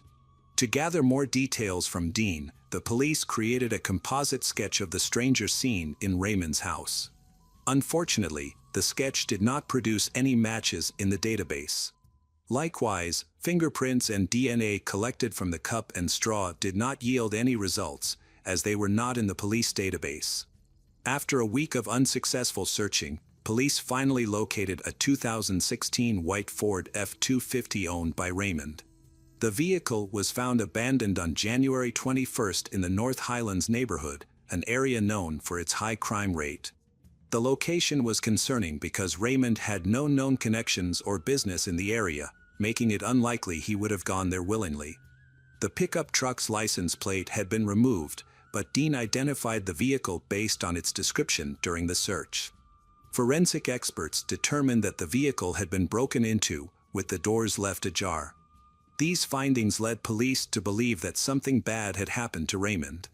After the police impounded the car, they requested assistance from the FBI. FBI agents arrived to inspect the vehicle and used advanced techniques to search for evidence, including fingerprints that might identify a potential suspect. During the inspection, they discovered faint, dark red stains on the car's carpet. Tests confirmed that the substance was human blood. To obtain a sample of Raymond's DNA, the police retrieved a toothbrush from his home. After comparing the collected materials, they determined that the blood in the car belonged to Raymond. Although the discovery was confirmed, no evidence linking the blood to a suspect was found. The investigation continued for 2 weeks, seemingly reaching a dead end. However, an unexpected event occurred that dramatically changed the case. On January 27, 2018, an unidentified vehicle sped through Sacramento at an extremely high speed. Police pursued the car but struggled to keep up as the driver reached speeds of 200 kilometers per hour, violating multiple traffic laws and endangering lives. The chase ended abruptly when the driver crashed head-on into an oncoming vehicle at high speed. Fortunately, the other driver survived, though he was pinned by the metal inside his car. He suffered only a broken leg and minor injuries. At the time, the officers had no idea how dangerous the man they had arrested truly was. The California Highway Patrol apprehended the reckless driver, who was intoxicated at the time of the incident. The man was identified as Victor Merle Gray, an individual with a troubled legal history. He was already wanted for a misdemeanor, and now a DUI charge was added to his record. His actions had clearly endangered lives, making him a significant threat. Victor was taken to the hospital for treatment under police guard and was later transferred to the Sacramento County Jail. As police delved deeper into Victor's background, they grew increasingly suspicious. It was discovered that the car he had been driving was stolen, and the license plate did not match the vehicle's registration. A database check of the license plate revealed it belonged to a 2016 Ford, the same car recently found in a crime-ridden area of the city. That car was registered to a missing person named Raymond. From that point on, Victor became the prime suspect in Raymond's disappearance. More evidence was needed to establish Victor's involvement. Unfortunately, because the police were not immediately focused on pressing Victor for information, progress stalled. He continued to fabricate stories and insisted that he had no knowledge of Raymond or how Raymond's license plate ended up on his car. For 3 months, he refused to confess until a significant breakthrough occurred. In April, DNA analysis of a straw found in a soda cup at Raymond's home matched Victor's DNA, confirming that he had indeed been in Raymond's house. Furthermore, Raymond's younger brother, Dean Wright, also identified Victor. However, this evidence was still insufficient to file formal charges. The mystery of what happened to Raymond remained unsolved. Key evidence was hidden in the car Victor had crashed. On May 8, 2018, police searched the wreckage and discovered important items that shed light on Raymond's disappearance. Amid the clutter inside the car, they found a man's hat. Dean recognized the hat and confirmed it was identical to the one Raymond had worn. Raymond's wallet and glasses were also found in the car, along with a broken cell phone that appeared to have been intentionally destroyed. However, the serial number confirmed that the phone belonged to Raymond. More important evidence was collected from Victor's cell phone. At the end of the tense chase, the phone had been thrown deep into the car's cabin and was only discovered later. On the phone, there were photos of a location that had been sent to someone named Bob. These photos were taken on January 27, the same day as the police chase. In the messages, Victor expressed grievances and complaints directed at Bob. At the end of the messages, he stated that it was time to pay his debt and that he was expecting his money. A detailed analysis of Victor's phone also uncovered a conversation with a woman named Katie Bernard, who lived in a trailer near Raymond's carpentry shop. Victor had a brief conversation with her, trying to determine whether Raymond was alone in his shop or with someone else. It was clear that Victor knew Raymond. This conversation took place in the early morning of January 11, 2018. Geolocation data showed that Victor was only a few dozen meters away from Raymond's workshop at the time. Based on the messages, it appears that he was observing the workshop from outside. Victor contacted Katie to confirm whether Raymond was in the workshop during working hours. Katie left her house and went to see Raymond, exchanging a few words with him. She then confirmed that he was alone in the carpentry workshop. After returning home, she informed Victor that Raymond was indeed alone in the workshop. It is believed that after Katie provided this information, Victor acted and attacked Raymond just before 10 a.m. Police began to suspect that Katie might be an accomplice in the case. She was brought in for questioning in October 2018. The police immediately pressured her, as her correspondence with Victor was clear evidence of her involvement. Under pressure, Katie quickly confessed. Katie admitted that she had informed Victor that Raymond was in the workshop, but she was initially reluctant to assist in the investigation. Despite her reluctance, she became a key witness in solving the mystery of Raymond's disappearance. When asked about Bob, who was mentioned in Victor's messages, Katie revealed that he was Robert Manor, her ex-boyfriend, who was also in a relationship with Raymond. However, their relationship was far from friendly. In 2011, Raymond had been driving drunk and caused a car accident with an oncoming vehicle carrying Robert and his wife. The accident left Robert with a broken leg, requiring serious surgery. Even after treatment, Robert continued to limp and suffered from constant pain. Additionally, Robert was unhappy with the compensation he received for the accident. After the trial, Raymond was ordered to pay $275,000 in damages, but he was unable to pay the full amount at once. Raymond made monthly payments, often late, and never remitted large sums. The situation became more complicated when police ran a background check on Robert in their database. He had an extensive criminal record at the time of the incident. His primary activity was drug trafficking, which had landed him in prison on multiple occasions. Robert also had convictions for armed assault and robbery. He was clearly frustrated with Raymond's behavior and had long plotted revenge against him, whom he blamed for all the problems in his life. The constant pain he experienced served as a reminder of the accident, and his hatred and anger only grew over time. This eventually led to a carefully planned act of revenge. Katie explains that after becoming an informant for Victor, she discovered that the situation involved more than just a stolen car. She claims that she was unwittingly involved in Raymond's kidnapping and, out of fear of becoming the next target, chose to remain silent. Katie hesitantly reveals that Victor confided in her about what happened at the carpentry shop. After exchanging text messages with her, Victor armed himself and went to the shop. There, he struck Raymond on the head, knocking him unconscious. Victor then tied Raymond's hands and stuffed him into a pickup truck. He calmly drove through town to his house, located a few miles away. When Katie asked if he had killed Raymond, Victor grabbed her by the neck and warned her never to reveal their conversation. He threatened her but never disclosed what happened to Raymond. During the investigation, it was discovered that Katie was Robert's girlfriend. She was terrified of him, which made it difficult for the police to get her to talk. She knew he was dangerous and feared retaliation.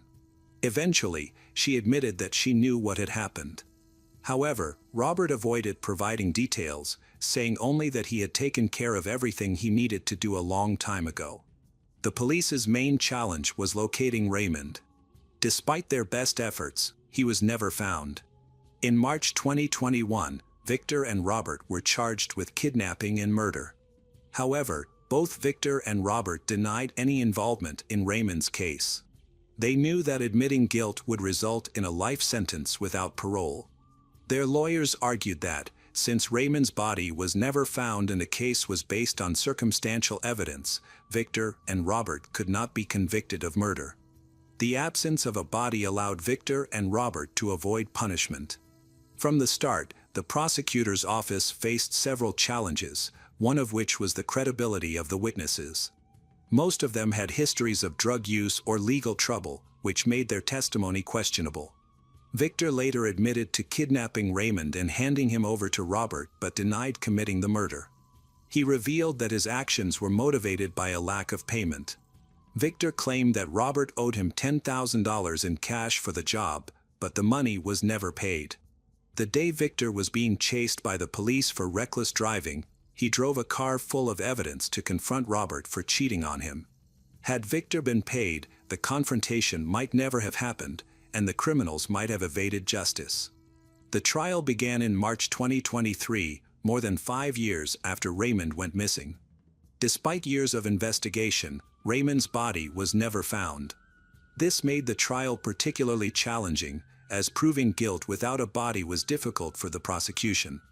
Meanwhile, the defense attorneys employed several strategies to influence the case. However, the prosecution had a key advantage: Katie Bernard, who agreed to testify against Robert and Victor in exchange for immunity from prosecution. Katie was not charged but played a key role in the case by providing a significant amount of incriminating evidence against Victor and Robert. Victor's confession was also crucial, as it revealed Robert's direct involvement in Raymond's disappearance and possible murder. Defense attorneys highlighted the lack of physical evidence, particularly the absence of a body. The trial lasted 1 day, and the jury deliberated for 4 hours before delivering its verdict on March 17, 2023. Both Victor Merle Gray and Robert Manor were convicted of first-degree murder and kidnapping. They were sentenced to life in prison without the possibility of parole. While Victor refused to address the press, Robert immediately denounced the verdict as a miscarriage of justice. To this day, Robert maintains his innocence, accusing Victor and Katie of conspiring to frame him. However, prosecutors dismissed this claim as false, arguing that only Robert had a motive for revenge. Victor had never met Raymond and thus had no reason to harm him. Raymond Wright's body has never been found, leaving his grieving family unable to give him a proper burial. Despite the tragedy, Raymond's daughters have shown resilience. Though deeply affected by the loss of their father, they have worked hard to rebuild their lives.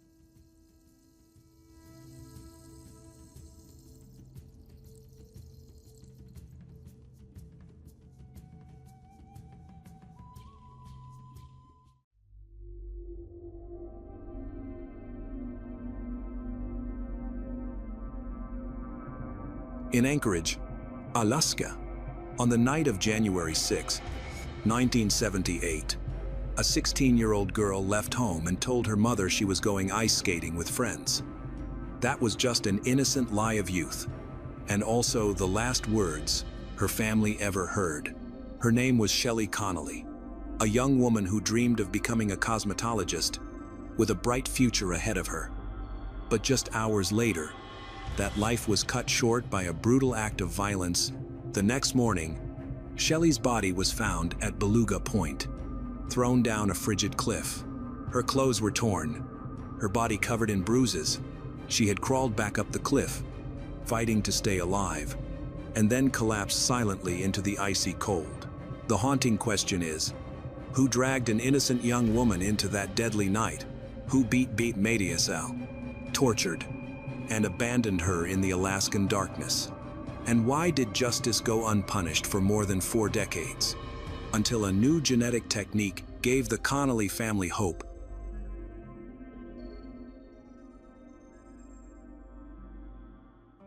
In 1978, 16 years old, Shelley Connolly lived in Anchorage, Alaska. She lived a typical teenage life, going to school, meeting friends, attending parties. Besides, she pursued her dream of becoming a cosmetologist. She knew she needed a degree, so she planned to finish high school and then attend medical school. To stay independent and fund her goals, she studied hard and worked part-time. She also loved hairstyling and had completed a hairdressing course, which brought in extra income. January 6, 1978, began like any other day. Shelley went to school in the morning and, after returning home, told her mother she was going ice skating with friends. That was a lie. Instead, that evening she went to a bustling bar in Anchorage, popular with locals and visitors.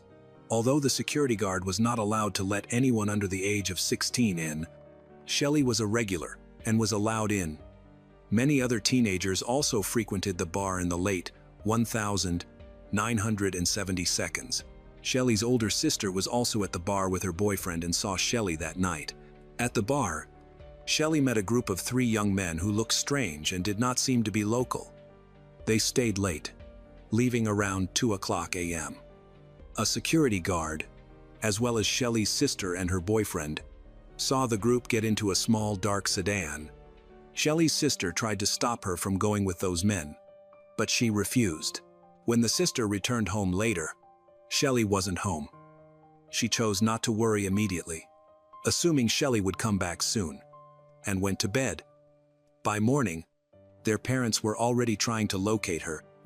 They called friends and acquaintances, but no one had seen Shelley since the previous night. By midday, the family reported her missing to the police.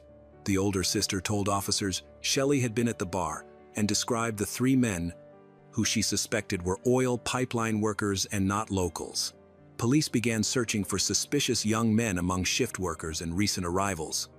They also looked into men recently released from prison who had returned to Anchorage. Neither lead produced results. Because a minor had disappeared under troubling circumstances, police moved quickly, canvassing the area and interviewing bar staff. After a day, the investigation had stalled. They had only descriptions of the men and no solid leads. The next morning, tourists stopped near the railroad tracks at Beluga Point to take photos. From the edge of a rocky ledge, one of them spotted what looked like a human body down a steep slope. They called authorities immediately. Police arrived and found a girl's body about 15 meters down the rocks. Her sleeveless blouse was pushed up to her neck, and her body was covered in abrasions and bruises. She looked very young, likely a minor, and had no identification on her. Evidence suggested she had been violently assaulted over a period of time. Investigators believed she was beaten, dragged along asphalt behind a vehicle, and then thrown down the embankment, likely while the car was still moving, as there were no tire marks indicating braking. The location where she had been dumped was identified, based on the position of the victim's body on the slope. It can be seen that she continued to fight for her life after falling down there. She was still alive and conscious, as shown by marks in the rocks. She had tried to crawl upward, but her legs were broken from the fall from the car. The prolonged beating left her so exhausted she couldn't stand. The initial autopsy revealed that the injuries were not immediately fatal. However, it was January in Alaska, and the weather was extremely cold. The victim was wearing only a thin, sleeveless blouse and jeans, so it was possible that she died from hypothermia. A definitive conclusion was reached only after the autopsy was completed. The lab later determined that the brutality of the attack was more severe than initially thought. The victim suffered severe injuries that led to life-threatening internal bleeding.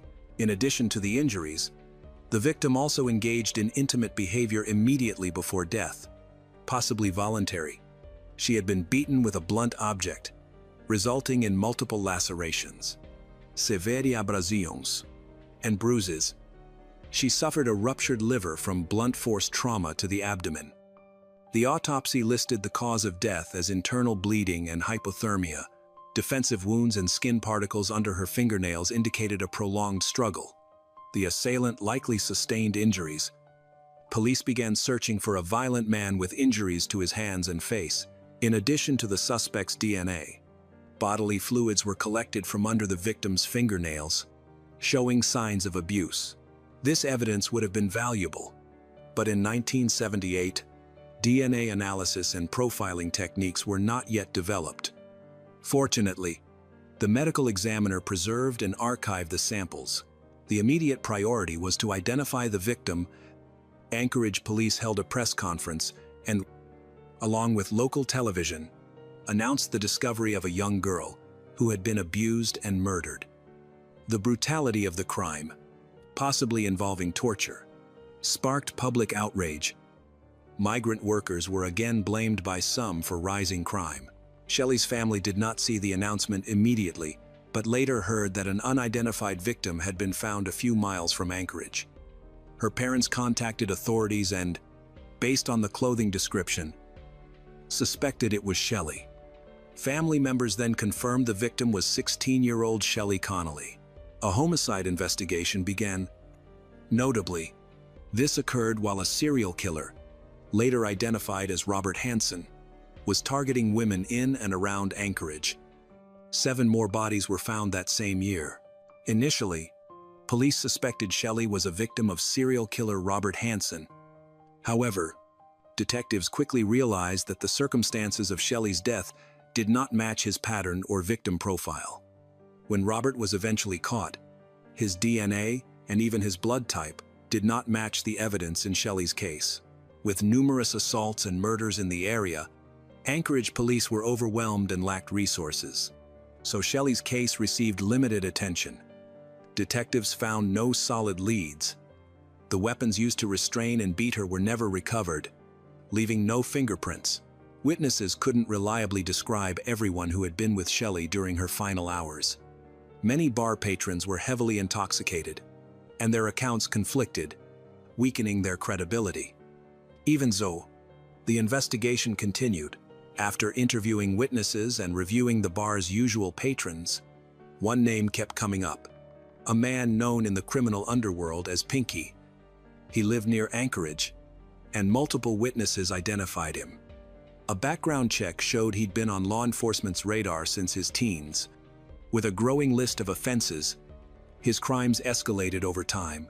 By the period near Shelley's death, he had committed several violent assaults and was distributing banned substances.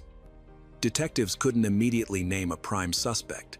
Pinky seemed to vanish, which only heightened suspicion. Reports suggest that Pinky went into hiding after the abuse and murder. However, the case did not become a national manhunt because the police found him within 48 hours. He was taken to the police station for questioning, denied all charges, and provided an alibi, which was later proven true. Police then appealed to the public again, sharing all available details and asking witnesses to come forward. Several did. Despite the new tips, none led anywhere. The case stalled. Between 1978 and 1997, detectives made multiple attempts to solve Shelley Connolly's murder. They identified various suspects, but each denied guilt and produced alibis. There wasn't enough evidence to file charges. Suspect lists grew, but new arrests followed. Lacking convincing evidence, the investigation needed a new direction. By 1997, they re-examined the case with fresh eyes. At that time, DNA testing made major strides, and a specialized profiling lab opened in Alaska. Evidence from the Shelley Connolly case was sent for analysis. and a DNA profile of the perpetrator was developed. Her family hoped they would finally learn who killed their daughter. The profile was checked against the criminal database, but no match appeared. Unsurprising, since the database was still in its early stages and samples were limited. Despite repeated re-examinations, no match was found. In 2003, there was renewed hope with the full rollout of the CODIS combined DNA system. Investigators expected a breakthrough, but again, no matches. Detectives asked, could someone who could commit such a brutal crime not commit similar crimes for decades? Over the next 15 years, Shelley's case was re-examined several times, each ending in a dead end. It wasn't until 2018, when a new cold case team was formed, that the investigation took a turn. A young, promising investigator noticed an innovative method he'd heard about in a report: forensic genetic genealogy. The method, highlighted by breakthroughs from Parabon, had already helped solve dozens of long cold cases. The investigator proposed sending the unknown offender's DNA from the Shelley Connolly case to a lab. Using this approach, although the method was not widely known and skepticism remained after nearly 40 years of failure, Anchorage police leadership approved the plan. While a complete DNA profile couldn't be built from scratch, the lab obtained enough genetic information to find a close match. They identified a partial match to a woman in Florida, likely the suspect's cousin or second cousin. When contacted, she agreed to provide a DNA sample for more precise analysis. The match was confirmed, and a genealogist began building the suspect's family tree. This work traced the lineage back to a shared ancestor, a great-great-grandfather born in Pennsylvania. Identifying this common ancestor was a major breakthrough. The man in question was John McQuaid. John had 9 children, 6 daughters and 3 sons. Investigators focused on the sons, who were in their 22nd and 32nd at the time of Shelley's murder. The McQuaid brothers were known to be close but quarrelsome. They drank heavily, spent most of their free time together, and often went to bars. Since they were siblings, any of them could have been the owners of the skin and body fluids collected from Shelley's body. Detectives wanted to interview each brother individually. Tracking them down was difficult, as they had moved multiple times since the late 1972, separated, and later reunited. As the search continued, investigators dug into the McQuaid family's history. They learned that the middle brother, Donald, had moved from the settlement to Anchorage with his mother in 1971. He dropped out of school and worked as a laborer, taking whatever odd jobs he could find. Without an education, his options were limited. Over time, he slipped into crime, primarily focusing on distributing illegal goods. From a young age, he had several encounters with the law. What began as a long stretch of rebellion ended with convictions for burglary and carrying a weapon, sending him to prison. By 1978, Donald was out on parole and still on probation. About 6 months before Shelley was attacked, he shared a rented apartment in Anchorage with friends, and witnesses said he was trying to turn his life around. In prison, Donald earned his diploma and began planning for a better future. Education, a steady career, and a family. He claimed he wanted to leave crime behind. Notably, a few weeks after Shelley's murder, he reported to his parole officer, as required, and asked for permission to move to another city. Today, that request might look like an attempt to distance himself from the crime scene.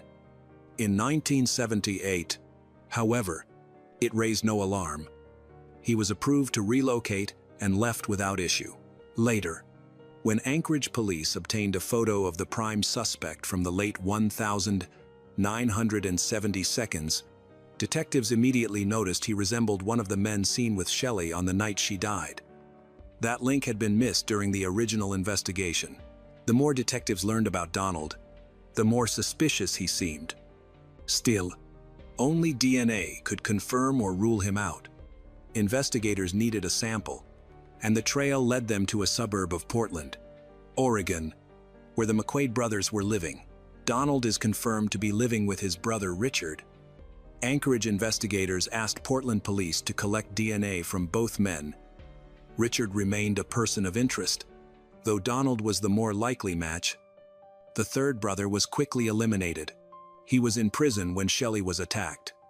Police aimed to obtain DNA from one or both of the remaining brothers. Local officers found Donald easily. Within an hour of surveillance, they saw him smoke a cigarette and toss it outside. They retrieved it and sent it for testing. The results showed that the DNA matched 100%, with the DNA found under Shelley's fingernails, definitively identifying the culprit. On August 29, 2019, a cold case investigator contacted Donald in Oregon. The first question concerns the death of a young woman. Donald denied knowing her and said he didn't understand who they meant. When he realized they were asking about a deceased teenager named Shelley Connolly, he continued to insist he had never met her and knew nothing about her death. By then, detectives already knew that after the murder and his relocation, Donald had lived with a roommate in a city dormitory. Investigators contacted a neighbor to learn more about Donald's life during that period. The neighbor described him as withdrawn and uncommunicative, prone to losing control when drinking and behaving foolishly while intoxicated. The neighbor never heard Donald confess to the murder, but investigators believe they still have enough evidence to charge him. On August 30, 2019, Oregon police arrested Donald, the prime suspect. They relied on witness statements, including several men who identified Donald as the person who left the bar with Shelley the night she died. Police then contacted Shelley's mother, Judy. For 41 years, Judy regularly visited the Anchorage police station, hoping to hear that the killer had been caught. By 2019, she had nearly lost hope. When told that Donald had been arrested, she was skeptical, assuming he was just another unlikely suspect. However, once she learned how strong the evidence was, she felt relief mixed with grief. She wanted justice for her daughter. The investigation wasn't finished. During interrogation, Donald changed his story as soon as he was confronted with the evidence. Now, he claims that he may have been intimate with Shelley in 1978. He said he often got drunk in bars and met random women. Shelley could have been one of them. It was possible, he said, that they had a brief encounter and parted ways, and he simply didn't remember. He continued to deny involvement in the murder, saying he might have forgotten the encounter because he couldn't remember all the women he met during that period. Donald's brother, Richard, spoke to police and said he did not believe Donald could have killed Shelley. Although Donald had some run-ins with the law when he was younger, Richard said he had never seen him act cruelly toward women. He acknowledged, however, that Donald had problems with alcohol and behavior. While investigators continue to speak with Donald's family, he has been extradited to Alaska and is being held in the Anchorage jail. He was granted the option of a $1 million bail, with the additional requirement that a third-party custodian supervise him if he posted bond before trial. The family couldn't afford the bail, so Donald remained in custody. Bureaucratic complications followed. The defense asked the court to lower his bail and allow him to return to Oregon. With weekly telephone check-ins, Shelley's mother said the request was unreasonable, given the seriousness of the charges, and believed Donald deserved to be imprisoned. The bail amount was not eliminated. After reviewing the requests, the judge concluded that Donald did not pose a danger to the Oregon community due to his health, but remained a significant flight risk. The defense's proposed $2,500 bail was deemed too low. The judge set it at $10,000 instead. Additionally, Donald had to waive extradition, buy his own round-trip plane ticket to Oregon, and wear an ankle monitor until the hearing. During the trial, which lasted only 2 weeks, the prosecution convincingly proved Donald's guilt. He was found guilty of the first-degree murder of Shelley Connolly. The defense asked for a 20-year sentence, while the prosecutor pushed for the maximum allowed under 1,970 law. In the end, 60 years old Donald McQuaid received a 50-year sentence, effectively a life term given his age and health. The verdict brought comfort to Shelley's loved ones. although her mother died before the verdict. Still, many questions remain. What was the motive? Donald probably didn't even know Shelley. Investigators also never identified two other men who were with her at the bar that evening and left with her.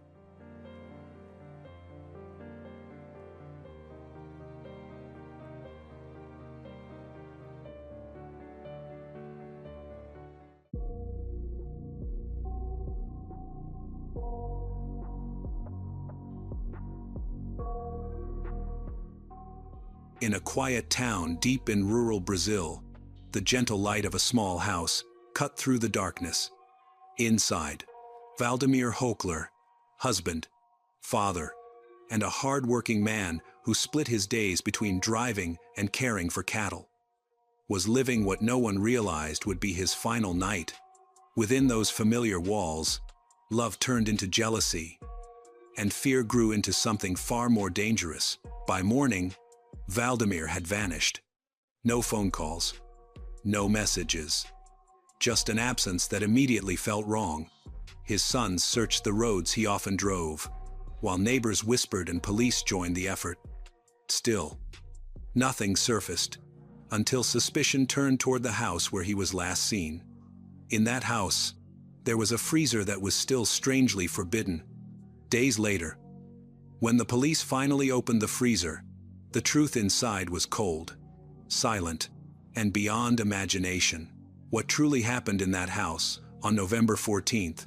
How did a family built over decades collapse into betrayal, fear, and a discovery that would stun an entire community?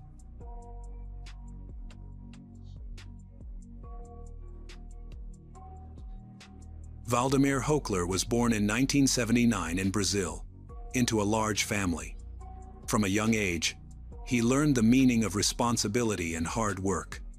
As an adult, he was loved by everyone for his kind and trustworthy character. He made a living as a driver and also managed a small cattle business in the countryside. His life seemed stable. Valdemir married Janet, a woman he loved deeply, and they had two sons, Jonathan and Mateus. For a while, their family was very happy. However, when Mateus was less than a year old, everything changed. Valdemir confessed to Janet that he had an affair and a child from another relationship. The woman was Claudia Fernanda Tavares, a former teacher who worked in the dairy industry. She gave birth to a baby girl named Gabriela, just a few months after Mateus was born. This truth devastated Janet. She felt betrayed and did not know how to cope. Despite her heartbreak, she chose not to divorce, hoping Valdemir would eventually end his affair and return to their family. For a time, Valdemir moved in with Claudia to help care for their newborn daughter, Gabriela. Claudia gave up her job to focus on raising Gabriela. Over time, the children began to form bonds, with Gabriela often visiting Jonathan and Mateus. The three brothers played happily together, unaware of the tension between the adults. For Janet, life became a series of tiring days. Claudia constantly harassed her family, followed them on the streets and tried to disrupt their lives. Even during family gatherings, Claudia's presence made everyone uneasy. One time, when Valdemir was taking Janet and the children to her mother's birthday party, Claudia followed them in her car. The pursuit was so intense that Janet tried to hide inside the vehicle to avoid being seen. Claudia tailed them for miles until they finally managed to get away. An experience Janet later called sheer madness. But it didn't stop there. Claudia even visited their home, even when they were entertaining friends. Each time Valdemir was discovered, he had to go into hiding to avoid trouble. Her control over him seemed to grow, and she could not accept his ongoing contact with Janetti, whom she viewed as a rival. The harassment continued over the phone. Claudia called their home repeatedly, using harsh words to insult Janete and her relatives. Claudia bragged about her relationship with Valdemir and mocked Janete, saying that she was just a maid and that her husband loathed her. Yet according to Janet, those claims were far from reality. Finally, because she was so tired and could not bear it anymore, Janet decided to end everything. She packed up Valdemir's belongings, brought them to Claudia's house and left them there, forcing him to leave. From that day on, Valdemir lived with Claudia. Despite this, Valdemir maintained a relationship with his two sons, Jonathan and Matthias. They met regularly, went out, ate, and enjoyed happy moments together. Occasionally, Janety joined in. And despite the tensions, Valdemir always maintained a respectful attitude towards her. Valdemir continued to support his children financially and emotionally, ensuring they never lacked. Over time, despite the family being broken, they gradually found a balance. On weekends, the whole family sometimes gathered to eat, and in those moments, Valdemir's hearty laughter and cheerful personality warmed the atmosphere. Jonathan had started a family of his own. Like his younger brother Matthias, he visited their father about once a month. On the contrary, Gabriella chose a different path at the age of 18. She left home to live independently. Her relationship with her father became distant, but she stayed close to her mother, Claudia. By mid-2022, after years of ups and downs, Valdemir and Claudia finally got married. Around that same time, Valdemir was facing a major loss: the death of his father. The inheritance that followed led to new conflicts among his siblings. Some of Valdemir's assets and funds were not in his name but managed through his sons and trusted associates.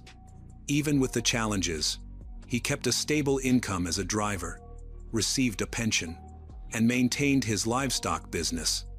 He dreamed of using his inheritance to buy more land and ensure a stable future for his children. In early November 2022, Jonathan, his wife, and their 3 small children visited Valdemir and Claudia at their home. Although Jonathan remains somewhat suspicious of Claudia, finding her too strict, he remains polite and attends family gatherings. That weekend, a few of their friends also came to the gathering. Everything seemed normal. The group ate together, laughed, and shared stories late into the night. Jonathan and his family even decided to stay overnight, but the following week, Matthias and Jonathan noticed that their father, Valdemir, is unusually quiet. By Tuesday, November 15, 2022, worry turned to panic. Valdemir, known for being punctual and responsible, failed to show up for work. A colleague called Claudia to ask about him, but she surprisingly replied that she did not know where he was. Within hours, she reported him missing to the police. The news was not delivered directly to Janety and her sons, but through a family acquaintance. Jonathan feared that his father might have fainted or suffered an accident while working. Family members rushed to the rural areas he often visited, but the search turned up nothing. As time passed, rumors began to spread. Some have suggested that Valdemir may have harmed himself, but his family has dismissed that idea. They knew him as cheerful and full of plans for the future, financially stable, caring for his animals, and deeply devoted to his children. A more believable theory was that he had left home temporarily, perhaps after a disagreement with Claudia. Still, no one could foresee the truth that was about to emerge. Jonathan and his wife decided to put aside their suspicions and stay with Claudia to help with the search. That evening, the area around Claudia's house was tense. Police, firefighters, and neighbors searched the property for any sign of Valdemir. Jonathan looked through his father's phone, but found nothing that explained his sudden disappearance. Claudia insisted the previous weekend had been uneventful.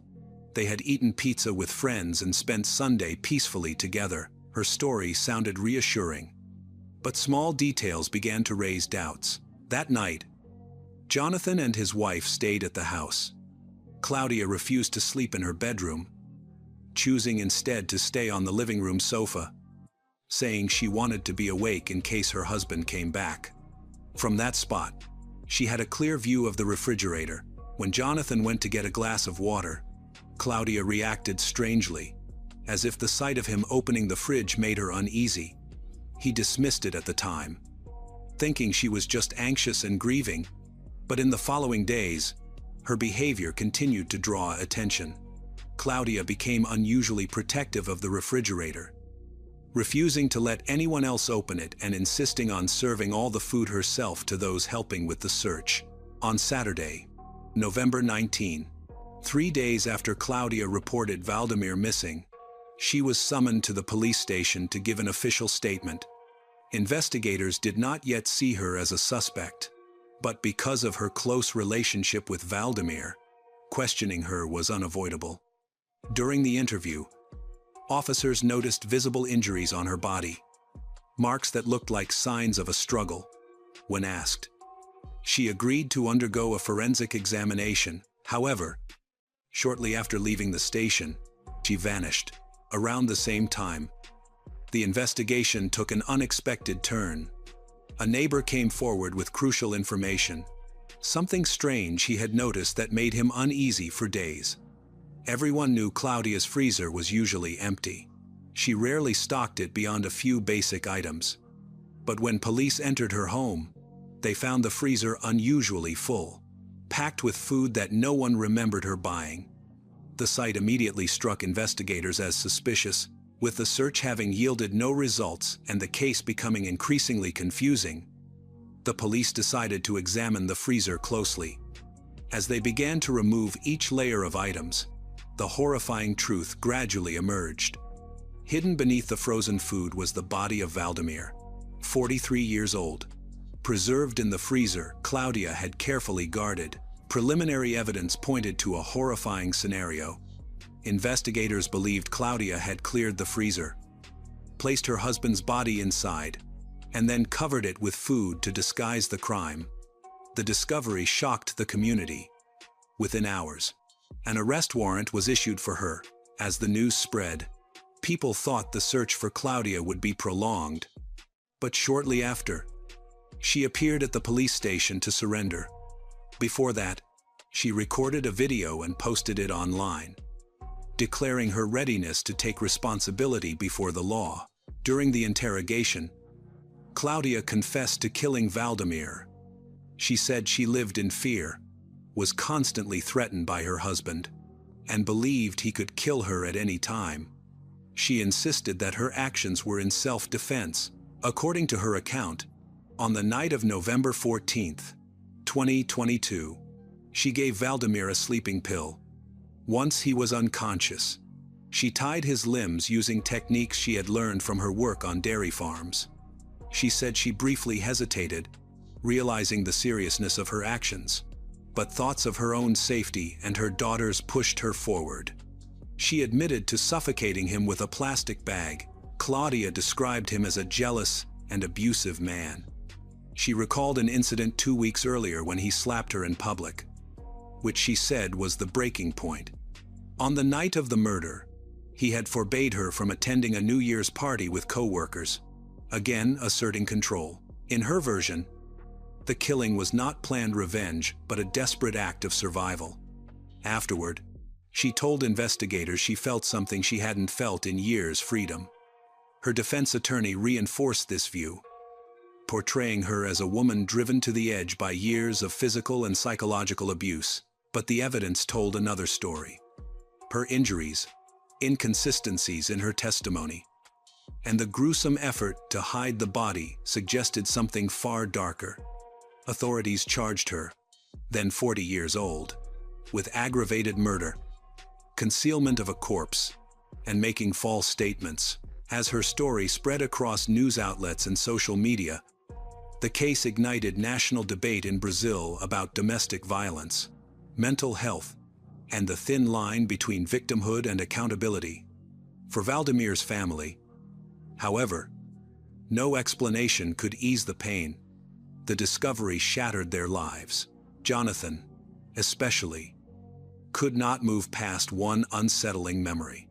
During the days they searched for Valdemir, he and his wife had stayed at Claudia's house. She insisted on serving the meals herself and never let anyone open the freezer. At the time, he found it odd but thought little of it. After learning the truth, that moment haunted him while volunteers moved around the house helping. Claudia calmly took food from the refrigerator, the same place where her husband's body had been hidden. Frozen in silence, for Gabriella, the revelation was unbearable.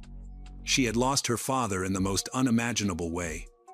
And the woman accused of killing him was her own mother. She was both shocked and filled with compassion. Despite her fear and hurt, she tried to be there for Claudia, the only mother she had left. Janet, Jonathan, and Matthaus understood that she was facing the greatest loss of all. Whatever their grief, they couldn't ignore that Gabriella was now a young woman without a father and with a mother in custody. Claudia stood by her version of events. She told investigators she had acted to protect her daughter, claiming Valdemir was jealous of her bond with Gabriella. She said Gabriella's decision to leave the house was due to the toxic environment Valdemir created. Meanwhile, the grim logistics of death unfolded slowly. Defrosting Valdemir's body took several days, delaying the wake and forcing relatives to endure prolonged anguish. When the funeral finally took place, what should have been a private farewell turned into a public spectacle. The media swarmed the ceremony, drawn by the shocking details of the case. Cameras flashed. Neighbors, friends, and even strangers stood by. Adding to the already distraught family's despair, investigators eventually reached a clear conclusion: Claudia had acted with premeditation. Still, one question lingered.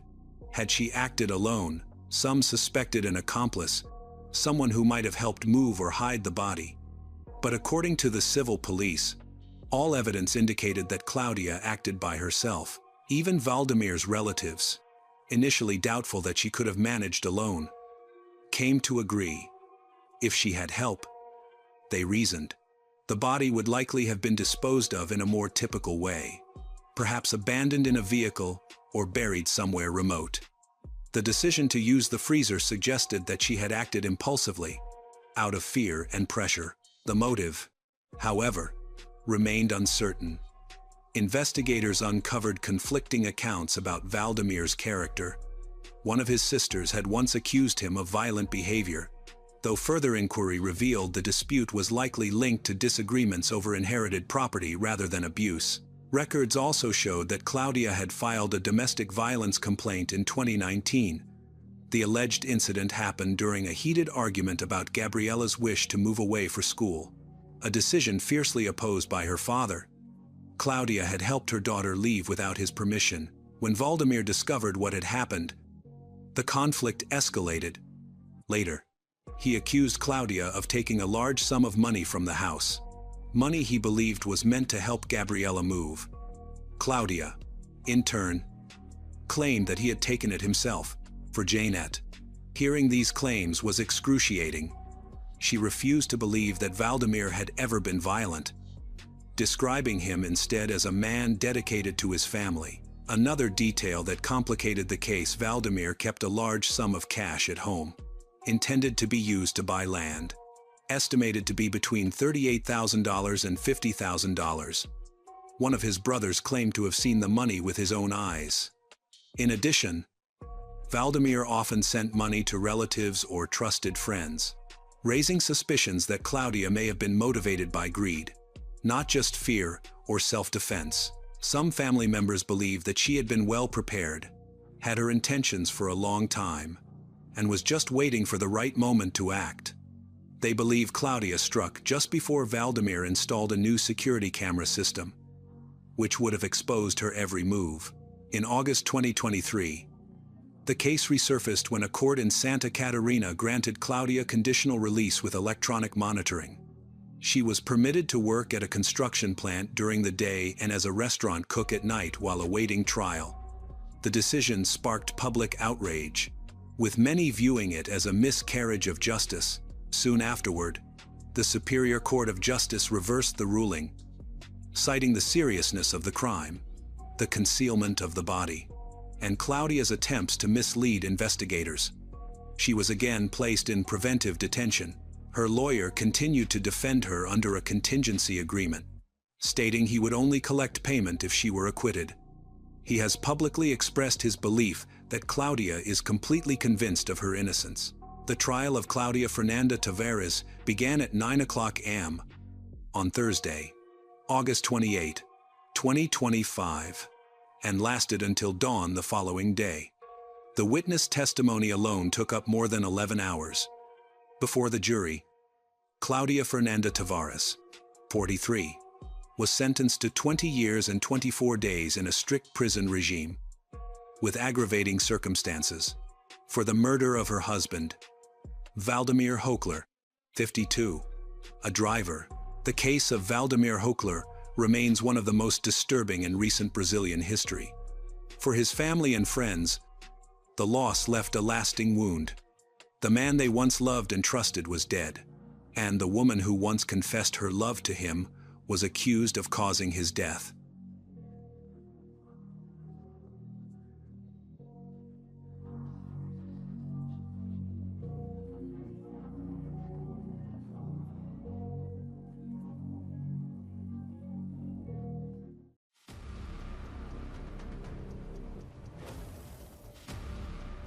In the late 1990s, women began disappearing from Vancouver's downtown east side, one by one, quietly. According to police records, most were Indigenous women. Many struggled with addiction. Many survived escort. Their absence did not trigger alarms. Not at first. The downtown east side was already marked by poverty, violence, and mistrust of authorities. Disappearances blended into the background noise of daily survival. According to investigative journalism from the Vancouver Sun, and later confirmed in court documents, families who did report missing loved ones were often told the same thing: she probably moved on. The atmosphere was heavy with resignation. Fear traveled faster than information. Women warned each other about dangerous clients. License plates were memorized. Streets were avoided after dark. Though darkness was unavoidable, there was a sense that something was wrong, but no clear shape to name it.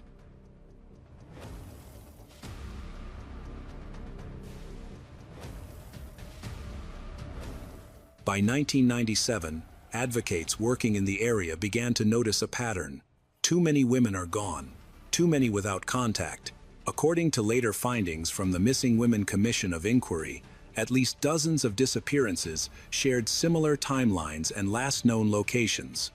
Still, the cases were handled separately. Files was opened, then closed again. For the families, the wait was agonizing. Birthdays came and went, but there were no calls. Mothers kept their daughters' rooms untouched, hoping for their return. Sisters went out themselves, searching in alleys for any sign. Later testimony revealed that many families felt abandoned, left to investigate on their own in a city that didn't seem to care about their missing daughters. The police investigation was disorganized. There wasn't a central team, a common strategy, or enough resources. Also, biases influenced what they focused on, a fact that was admitted much later. Anything that couldn't be immediately proven was dismissed as mere chance. But coincidence has limits. As the years passed, the absences accumulated. Names began to repeat in whispers. And somewhere outside the city, according to what investigators would later uncover, a place existed where answers were being concealed in plain sight. By the end of the 1990s, the disappearances were no longer isolated in the minds of those closest to the victims. Mothers compared notes. Outreach workers kept informal lists. According to investigative reporting later reviewed by the Missing Women Commission of Inquiry, more than 30 women connected to the downtown east side had vanished over a span of years. The timeline overlapped. The geography overlapped. The risk factors are also similar. Police files show that reports were scattered across divisions and jurisdictions. Some women were logged as transient. Others were classified as high-risk lifestyles. In several cases, missing persons reports were delayed or downgraded. According to internal reviews later made public, there was no centralized database tracking patterns among the disappearances until years later. Each case stood alone, stripped of context. The atmosphere within the community shifted from worry to dread. Women spoke of a man offering rides. A pig farm outside the city was mentioned in rumors. License plates were partially remembered. According to outreach testimonies, these warnings were passed to police more than once. None led to immediate action. Without bodies, without witnesses willing or able to testify, suspicion remained unformed.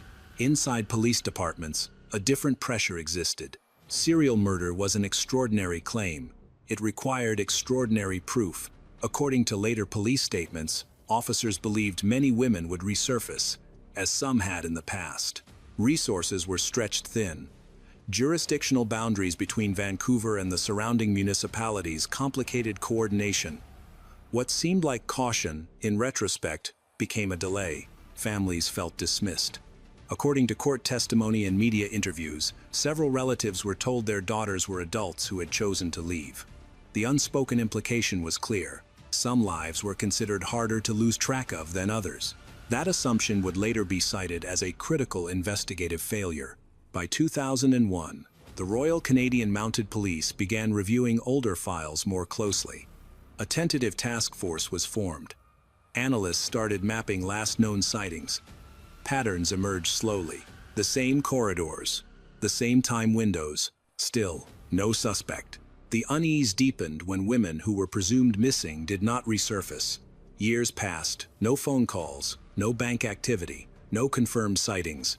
Absence became evidence, though it was not yet enough. According to later findings, this was the moment when the investigation stood at a crossroads. Either the pattern was a coincidence on an unprecedented scale, or someone had been operating undetected for years. Where had all the women gone, and who had the power to make them disappear without consequence? The name surfaced quietly, long before it carried weight. Robert William Pickton, a pig farmer in Port Coquitlam. According to police records, his property had already been mentioned in allegations years earlier. Not murder, not disappearance, but violence. In 1997, Pickton was charged with attempted murder after a woman escaped his farm and reported being stabbed. The case collapsed when the victim, struggling with addiction, was deemed unreliable as a witness. The charges were stayed. The file was closed. The farm remained.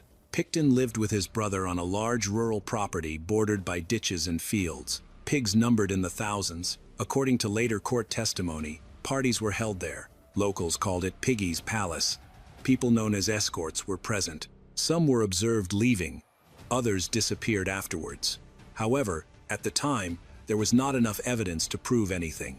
Rumors circulated in the downtown east side. Outreach workers warned women to avoid a man with pigs.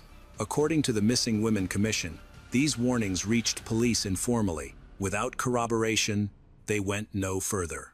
Pickton was not listed as a suspect. What investigators did not yet know was how often Pickton's name had brushed against the margins of law enforcement. He had been questioned before. He had been noticed before, but nothing had stuck. His lifestyle appeared unremarkable. No criminal convictions, no obvious motive. According to later psychological assessments introduced at trial, Pickton presented as socially awkward, unassuming, and easily overlooked. The farm itself became a kind of blind spot, large, chaotic, difficult to search without a cause. According to police statements, obtaining a warrant would have required specific evidence tied to a specific crime. That evidence did not yet exist. Meanwhile, the disappearances continued. By early 2002, more than 60 women were officially listed as missing from the downtown east side. The task force was under pressure. Public concern was growing. Media scrutiny sharpened. The idea that a predator could operate for years without detection was no longer hypothetical. On February 5, 2002, in February of that year, police returned to Pickton's property, not for missing women, but for an unrelated investigation involving illegal firearms. It was a routine warrant. According to investigators, no one expected what they were about to see. Inside a trailer on the property, police found weapons. But they also noticed something else. Items that did not belong to a pig farm. Women's clothing, personal jewelry, prescription bottles bearing female names. According to the investigation file, these discoveries were outside the original scope of the warrant, but they could not be ignored. What had been routine became charged with unease. A second warrant was requested, then a third. As investigators expanded their search, the scale of the property became a problem. 43 acres, dozens of buildings, thousands of animals. According to forensic testimony, the farm was cluttered, unsanitary, and overwhelming. Evidence could be anywhere or nowhere at all. Each step forward raised the possibility that crucial proof had already been destroyed. Then the lab results began to arrive. DNA testing revealed traces of human remains mixed with pig tissue. According to forensic experts who testified at trial, this was not an accident of farming. It was consistent with deliberate processing. Further tests linked DNA from the farm to women who had been reported missing years earlier. Names that families had never stopped saying were now appearing in scientific reports. The feeling among investigators hardened into certainty. This was no longer a missing persons case. It was a homicide investigation. Possibly many. Picton was arrested and initially charged with 2 counts of first-degree murder. Police stated that he showed little reaction to the arrest. He spoke casually and acknowledged knowing the women. However, he did not offer any explanation for the evidence against him. Later, he spoke to an undercover officer, and what he said would significantly alter the course of the case. The search continued, uncovering more remains, teeth, bone fragments, and personal belongings. Each item was carefully catalogued, representing a life cut short. The Crown stated that the sheer amount of evidence surpassed any previous serial murder investigation Canadian law enforcement had managed. The question was no longer whether a crime had occurred. It was how many times, and how many truths were still buried beneath the mud of the farm. The search of the Picton farm did not end quickly. It stretched over months, then years.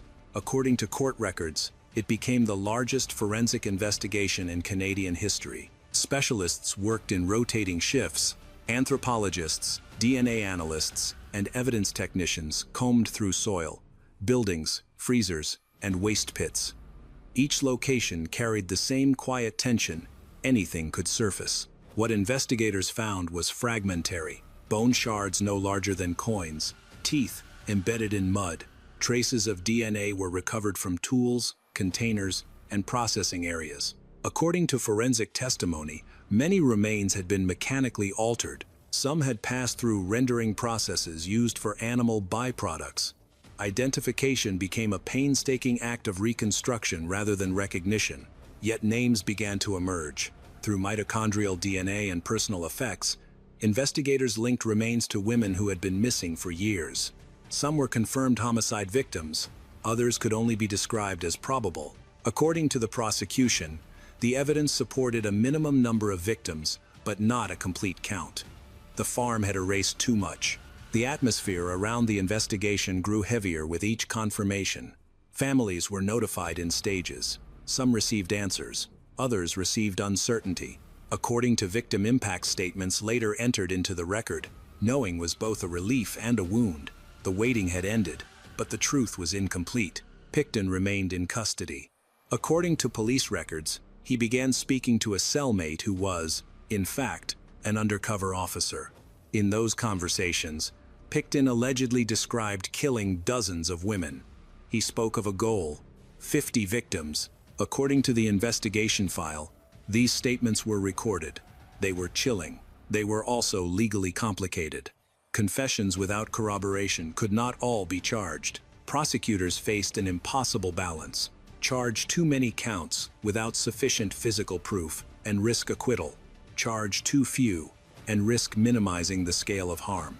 According to Crown strategy documents later discussed in open court, they chose a focused path. Few cases with solid proof that can result in convictions. Outside the courtroom, the public struggled with the same question that investigators could not fully answer. If this much had been found, how much was gone forever? And if justice could only name some victims, what did that mean for the rest? The trial ahead would offer accountability, but not closure. The trial of Robert Picton began in January 2006, 4 years after his arrest. According to court transcripts, the judge imposed strict limits on what the jury could hear. The scope was narrow by design. 6 counts of second-degree murder, not the full number of investigators believed possible. Only the cases with the strongest forensic grounding. The courtroom atmosphere was heavy but controlled. Families filled the benches. Some clutched photographs. Others stared forward, unmoving. For many, this was the first time the system appeared to acknowledge what had been taken. But acknowledgement came with conditions. The jury would not hear about the alleged confessions to 50 victims. They would not hear about every recovered fragment. Too much risk of prejudice. Too much complexity. The Crown focused on evidence. DNA recovered from the farm. Personal items traced back to specific women. According to forensic experts, the probability of innocent transfer was astronomically low. The narrative presented was methodical. This woman was last seen here. Her DNA was found there. Her remains were processed in a way consistent with human intervention. Each case stood alone, yet echoed the others. The defense pursued a different strategy. They did not deny the presence of DNA. They questioned contamination. They questioned lab procedures. They suggested secondary transfer. According to defense filings, the argument was not that Pickton was innocent, but that certainty was unattainable. Reasonable doubt lived in the margins. Pickton himself testified. His demeanor was subdued, at times detached. According to journalists present in the courtroom, he spoke plainly, often without emotion. He denied intentional killing. He suggested accidents. He positioned himself as overwhelmed, incapable of the precision the Crown described. The contrast between the evidence and his affect unsettled the room. After months of testimony, the jury deliberated. On December 9, 2007, they returned verdicts. Guilty on all 6 counts of second-degree murder. The sentence was life imprisonment, with no possibility of parole for 25 years. It was the maximum available under Canadian law. The families reacted in silence, then tears. Justice had been delivered, but in fragments.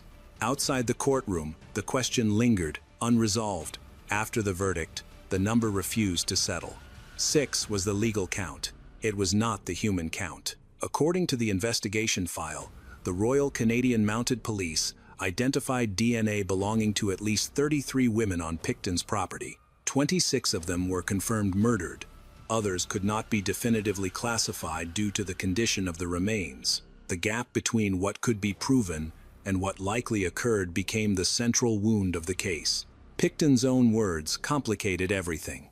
In recorded conversations with an undercover officer, he allegedly spoke of killing 49 women. He described mistakes, described learning curves. He spoke with an unsettling lack of urgency.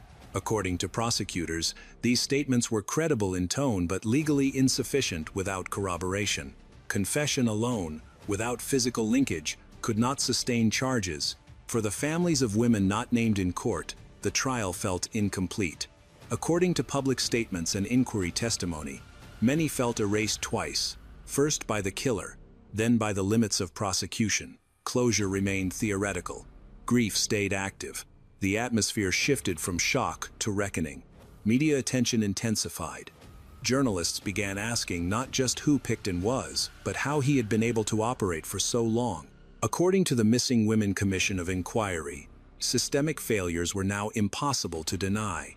Reports detailed bias against escorts and Indigenous women, missed opportunities, fragmented policing, warnings dismissed. The question of numbers became symbolic, not a tally, but a measure of institutional blindness. How many disappearances does it take before a pattern becomes undeniable? How many warnings must be ignored before silence becomes complicity? Pickton was transferred to a maximum security prison.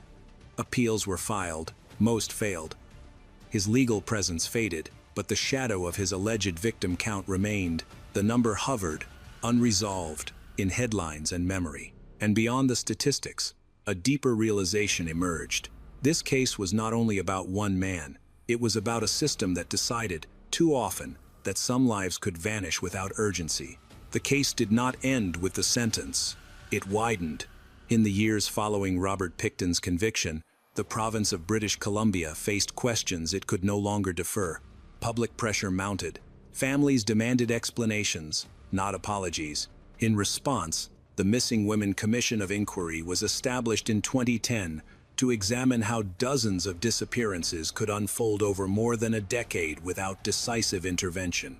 The findings were restrained in tone but severe in implication. According to the Commission's final report, systemic bias had shaped investigative priorities. The escorts were viewed as transient. Indigenous women were treated as high risk rather than high value. Information was siloed. Warnings were dismissed. Opportunities to intervene earlier were missed. Not once, but repeatedly. The atmosphere around the downtown East Side changed. though not quickly. Memorials appeared. Names were spoken publicly. Advocacy groups gained visibility. Some policing reforms were introduced, including improved interagency coordination and revised missing persons protocols. According to official statements, these changes were intended to ensure patterns would be recognized sooner. Whether they would be was a question only time could answer. For the families, justice remained partial. Some never received remains. Some received confirmation without context. According to victim impact statements, grief did not resolve. It adapted. The knowledge that their daughters had mattered, finally acknowledged by the state, arrived late and at a cost that could not be repaid. Picton himself receded into the background of the prison system. His appeals failed. His parole eligibility date remained decades away. He no longer occupied headlines. But his case did. It became a reference point in Canadian criminal justice. A warning, a case study, a reminder of what happens when marginalization meets indifference. The social lesson was not abstract. Serial violence does not thrive on secrecy alone. It thrives on neglect. It survives where attention is withheld and assumptions replace urgency. The women did not disappear because no one was looking. They disappeared because, for too long, no one with power chose to see. And the question that remains is not how this happened, but whether it could happen again.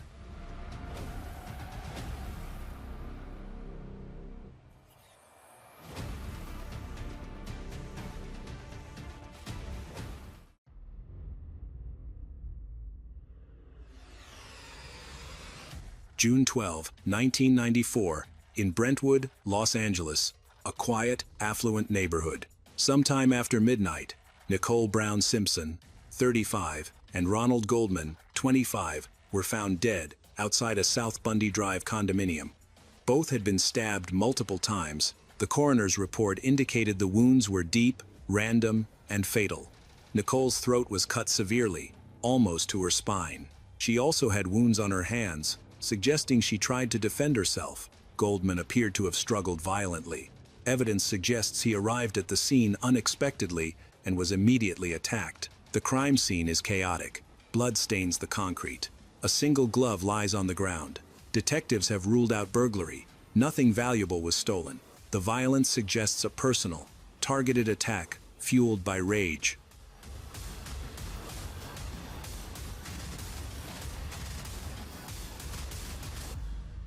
Nicole Brown Simpson was known publicly as the ex-wife of O.J. Simpson, a former National Football League superstar, actor, and television personality. Privately, according to police records and later testimony, her life had been marked by repeated domestic violence. In 1989, Simpson admitted guilt in a spousal abuse case without going to trial. Afterward, friends informed investigators that Nicole was afraid of him. She had mentioned leaving him for good and beginning a new life. Police notify Simpson early that morning. He reacts with visible distress. He is not immediately named a suspect. At first, he is treated as a grieving ex-husband, but detectives note inconsistencies, cuts on his hand, a timeline that feels tight, and the history, documented, reported, and unresolved. By dawn, the story begins to leak. By afternoon, it consumes the nation. A famous name is now attached to a double homicide, and behind the flashing lights, 2 lives have already ended, quietly and violently, on a dark sidewalk. Before the murders, O.J. Simpson was a beloved figure in America. He was more than just famous, he was well-liked and recognizable. As a Heisman Trophy winner, Hall of Fame running back, and charismatic broadcaster, he effortlessly promoted products like rental cars. His popularity transcended racial divides, and the media portrayed him as approachable, charming, and harmless, a welcome presence in people's homes. However, his private life was a stark contrast. Nicole Brown met Simpson in 1977 when she was 18, and he was already a celebrity. They married in 1985. Within a year, police were frequently called to their residence. In 1989, police reports documented bruises on Nicole's face and body, accompanied by photographs and audio recordings of her expressing fear for her life. Simpson eventually pleaded no contest to spousal abuse, resulting in a fine and community service. Their marriage ended in divorce in 1992. Friends and police interviews revealed that even after the separation, Simpson allegedly continued to control Nicole. He reportedly tracked her activities, showed up unexpectedly, and challenged the men she interacted with. Nicole kept a diary and confided in friends that Simpson would be to blame if anything happened to her. These statements were later presented in court as evidence of her documented fear, not just speculation. Meanwhile, Simpson maintained a normal public life, working on television and attending events. He lived in Rockingham, a secure estate close to Nicole's home, suggesting proximity despite their separation. Investigators later highlighted this contrast: a man publicly known for his composure versus a private history of instability. These two sides of Simpson existed separately, seldom overlapping until the events that followed. On the evening of June 12, 1994, Simpson went to his daughter's dance performance. Witnesses said he seemed upset. He then went back to his house. He was supposed to fly to Chicago later that night, based on flight information. The timing of these events is crucial, even down to the minute, because small gaps in information raise significant questions. As detectives investigated the events leading up to the murders, they began to examine Simpson's life, not just the crime scene. They looked for patterns of behavior, instances where tensions escalated, and situations that might have been overlooked or downplayed. The initial shock gives way to a feeling of unease. This isn't because guilt has been confirmed, but because the circumstances surrounding the case are becoming clearer. Investigators now face a challenge: how to reconcile the image of a trusted figure with the incriminating evidence that continues to surface. In the immediate aftermath of the murders, detectives focus on tangible evidence, physical clues like fibers and blood. At the Bundy Drive crime scene, they find blood droplets leading away from the victims' bodies. They also discover a stained, dark leather left-hand glove. The evidence suggests the killer fled on foot and was likely injured. The investigation then shifts its focus to Rockingham Avenue. Later that morning, detectives arrived at Simpson's estate. They presented the visit as routine. However, they quickly noticed bloodstains. There were small stains on the white Ford Bronco parked outside and more blood inside the vehicle, on the driveway, and at the front entrance. Simpson had a cut on his left hand. He told the officers he had injured it, breaking a glass in Chicago. The officers documented his explanation and the timing of the injury. Inside the house, a right-hand glove matching the one found at the crime scene was discovered behind the guest house. It was the same size and style. Forensic analysis later confirmed that the gloves contained Nicole Brown Simpson's blood, Ronald Goldman's blood, and Simpson's blood. DNA evidence and statistical analysis suggested an extremely low probability that the blood belonged to anyone else. However, evidence is not self-interpreting. People collect it, and systems process it. Problems and inconsistencies began to surface early in the investigation. Defense attorneys later point to how the crime scene was managed. Detectives walked through blood without protective booties. Vials were carried in pockets. Some evidence was logged hours late. One detective, Mark Fuhrman, will later be exposed for racist language and allegations of evidence planting, a revelation that changes everything. The white Bronco becomes a symbol before it becomes evidence. It is slow, ordinary, a vehicle that blends into highways. Yet inside it, according to forensic analysis, are bloodstains consistent with transfer, not injury alone. The prosecution will argue it is a mobile crime scene. The defense will argue contamination, mishandling, reasonable doubt. The pressure increases. Every piece of evidence seems important until someone questions it. Every firm conclusion needs a footnote.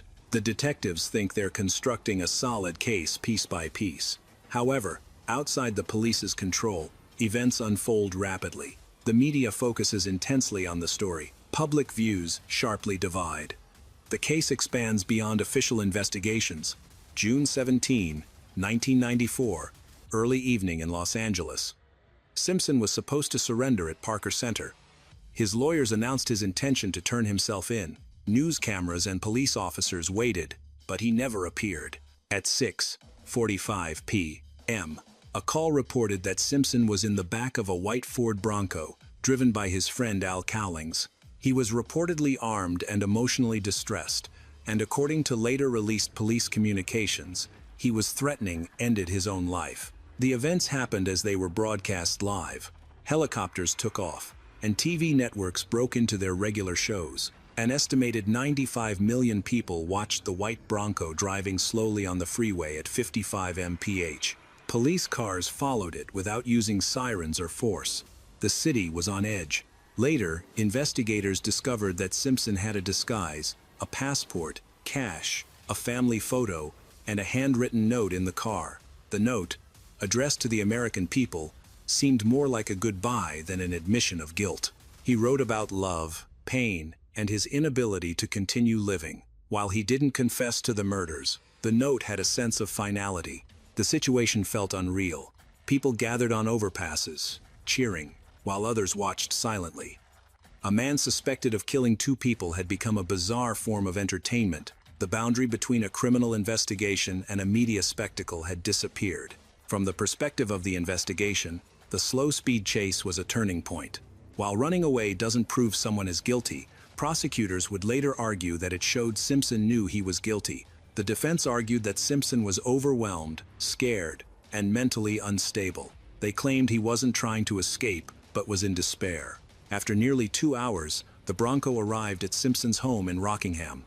Simpson got out of the vehicle and went inside. Police peacefully took him into custody. There was no chase or gunfire. The ending felt strangely calm after the intense events. The following day, Simpson was charged with 2 counts of murder. The case transitioned from the police to the court system, and the pace of events increased. The preceding chase significantly impacted the upcoming trial. The jury pool consisted of people who had watched Simpson flee on live television. Witnesses would testify knowing that the case involved a celebrity. Every legal motion would be examined intensely, considering both legal and cultural implications. The investigation shifted its focus from solely relying on evidence to also examining public perception, trust, and power dynamics. And hanging over it all is a single unresolved tension. Did the spectacle obscure the truth, or did it reveal something the evidence alone could not? January 1995. A Los Angeles courtroom becomes the most watched room in America. Cameras are allowed. Every gesture is recorded. Every word is dissected. What should have been a methodical examination of evidence becomes a daily broadcast.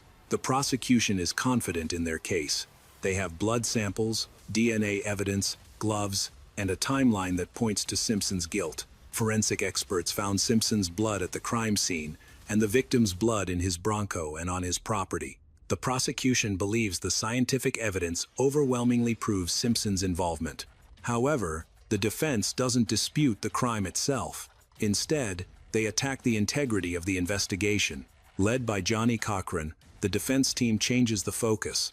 They argue that the evidence is unreliable due to contamination, mishandling, and bias. They heavily focus on Detective Mark Fuhrman, who found a glove at Simpson's estate. Audio tapes reveal Fuhrman repeatedly using racial slurs. When questioned under oath, he denies using those slurs, but the tapes are played, and he then pleads the Fifth Amendment, destroying his credibility. The atmosphere in the courtroom changes. The trial shifts from a murder case to a discussion of race, policing, and historical injustice. The defense suggests that evidence was planted, and that Simpson, a black man, is being framed by a racist system. The prosecution struggles to counter these arguments as moral questions overshadow the scientific evidence. June 15, 1995. The gloves are presented as evidence in court. Simpson is asked to try them on, but he has difficulty and seems uncomfortable. The gloves appear too small. Experts later testified that the gloves had shrunk due to being soaked in blood and then frozen. Simpson was also wearing latex gloves underneath. Despite these explanations, the image of Simpson struggling with the gloves sticks in the jury's minds. The prosecution's case weakens under the intense media attention.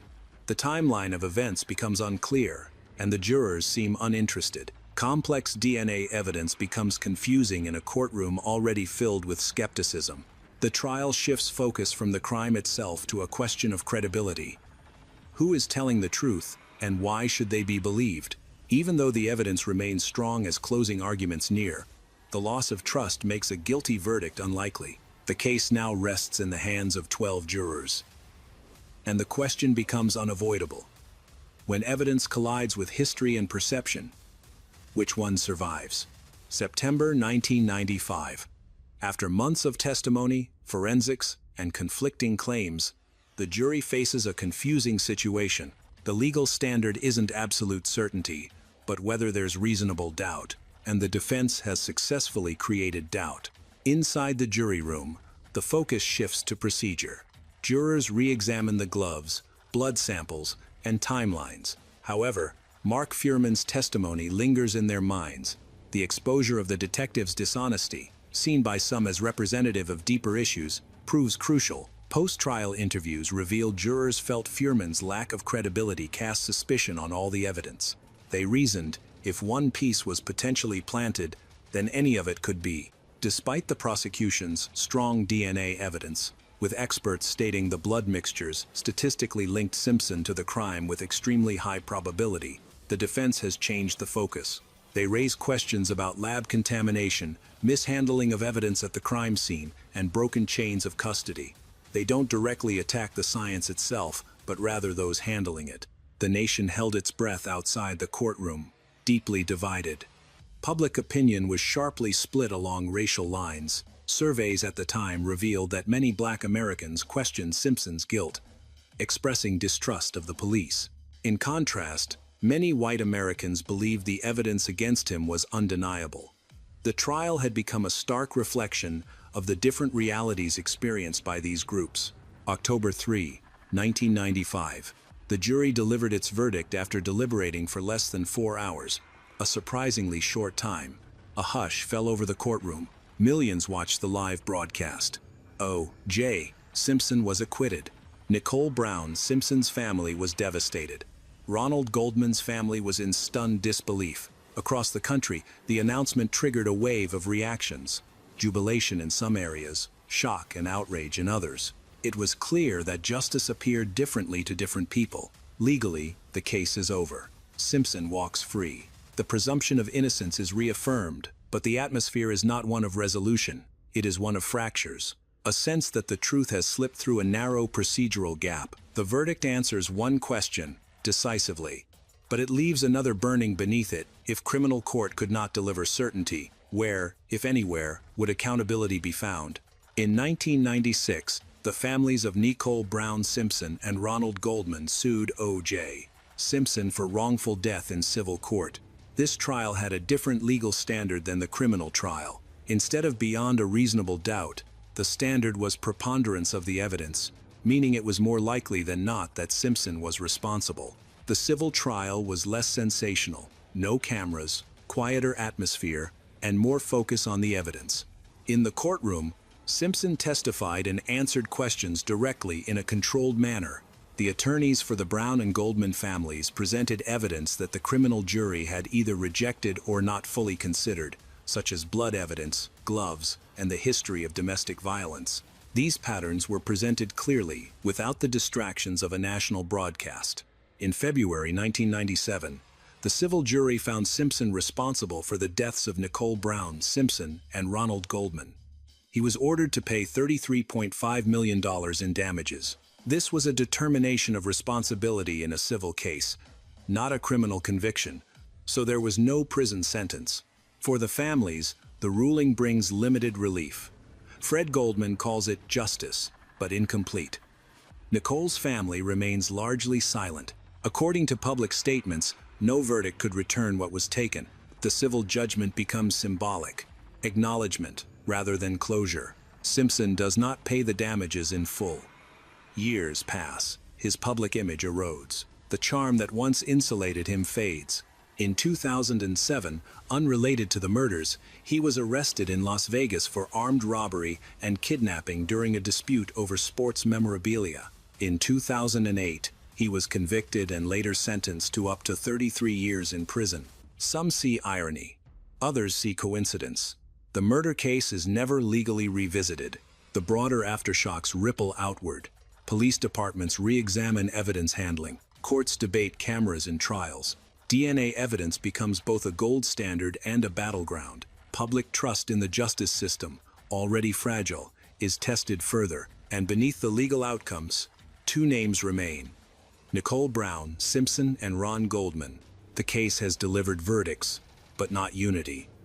It has exposed how justice can diverge depending on forum, standard, and belief. The O.J. Simpson case does not end with a verdict. It settles into the American bloodstream, resurfacing whenever questions of justice, race, celebrity, or violence arise. It becomes a reference, warning, precedent. From a factual standpoint, the record is split. The criminal court finds insufficient proof beyond a reasonable doubt. Civil court finds responsibility by a preponderance of the evidence. Both outcomes are legal. Together, they form a contradiction that the system allows, but the public struggles to hold. Many see this case as a failure, not just due to a lack of evidence, but because of broken trust. They lost trust in the police, who made mistakes at the crime scenes, in the prosecutors, who didn't fully grasp the story, and in a system that treated the well-documented history of domestic violence as background information instead of a key element. Nicole Brown Simpson's emergency calls, photos, and diary entries are now frequently analyzed to understand how warning signs are often ignored until tragedy strikes. The investigation leaves behind lessons written in its absence. It reshapes how domestic violence is understood in courtrooms, pushing it from a private matter to a predictive pattern. It forces law enforcement to confront the consequences of bias, not just morally, but strategically. One compromised witness was enough to tilt an entire case. Culturally, the trial changed media forever. It proves that a courtroom can become entertainment, and that spectacle can distort comprehension. Complex evidence reduced to sound bites, human loss eclipsed by performance. Future courts restrict cameras. The system adapts, but slowly. O.J. Simpson was later released from prison in 2017 after serving time for an unrelated crime.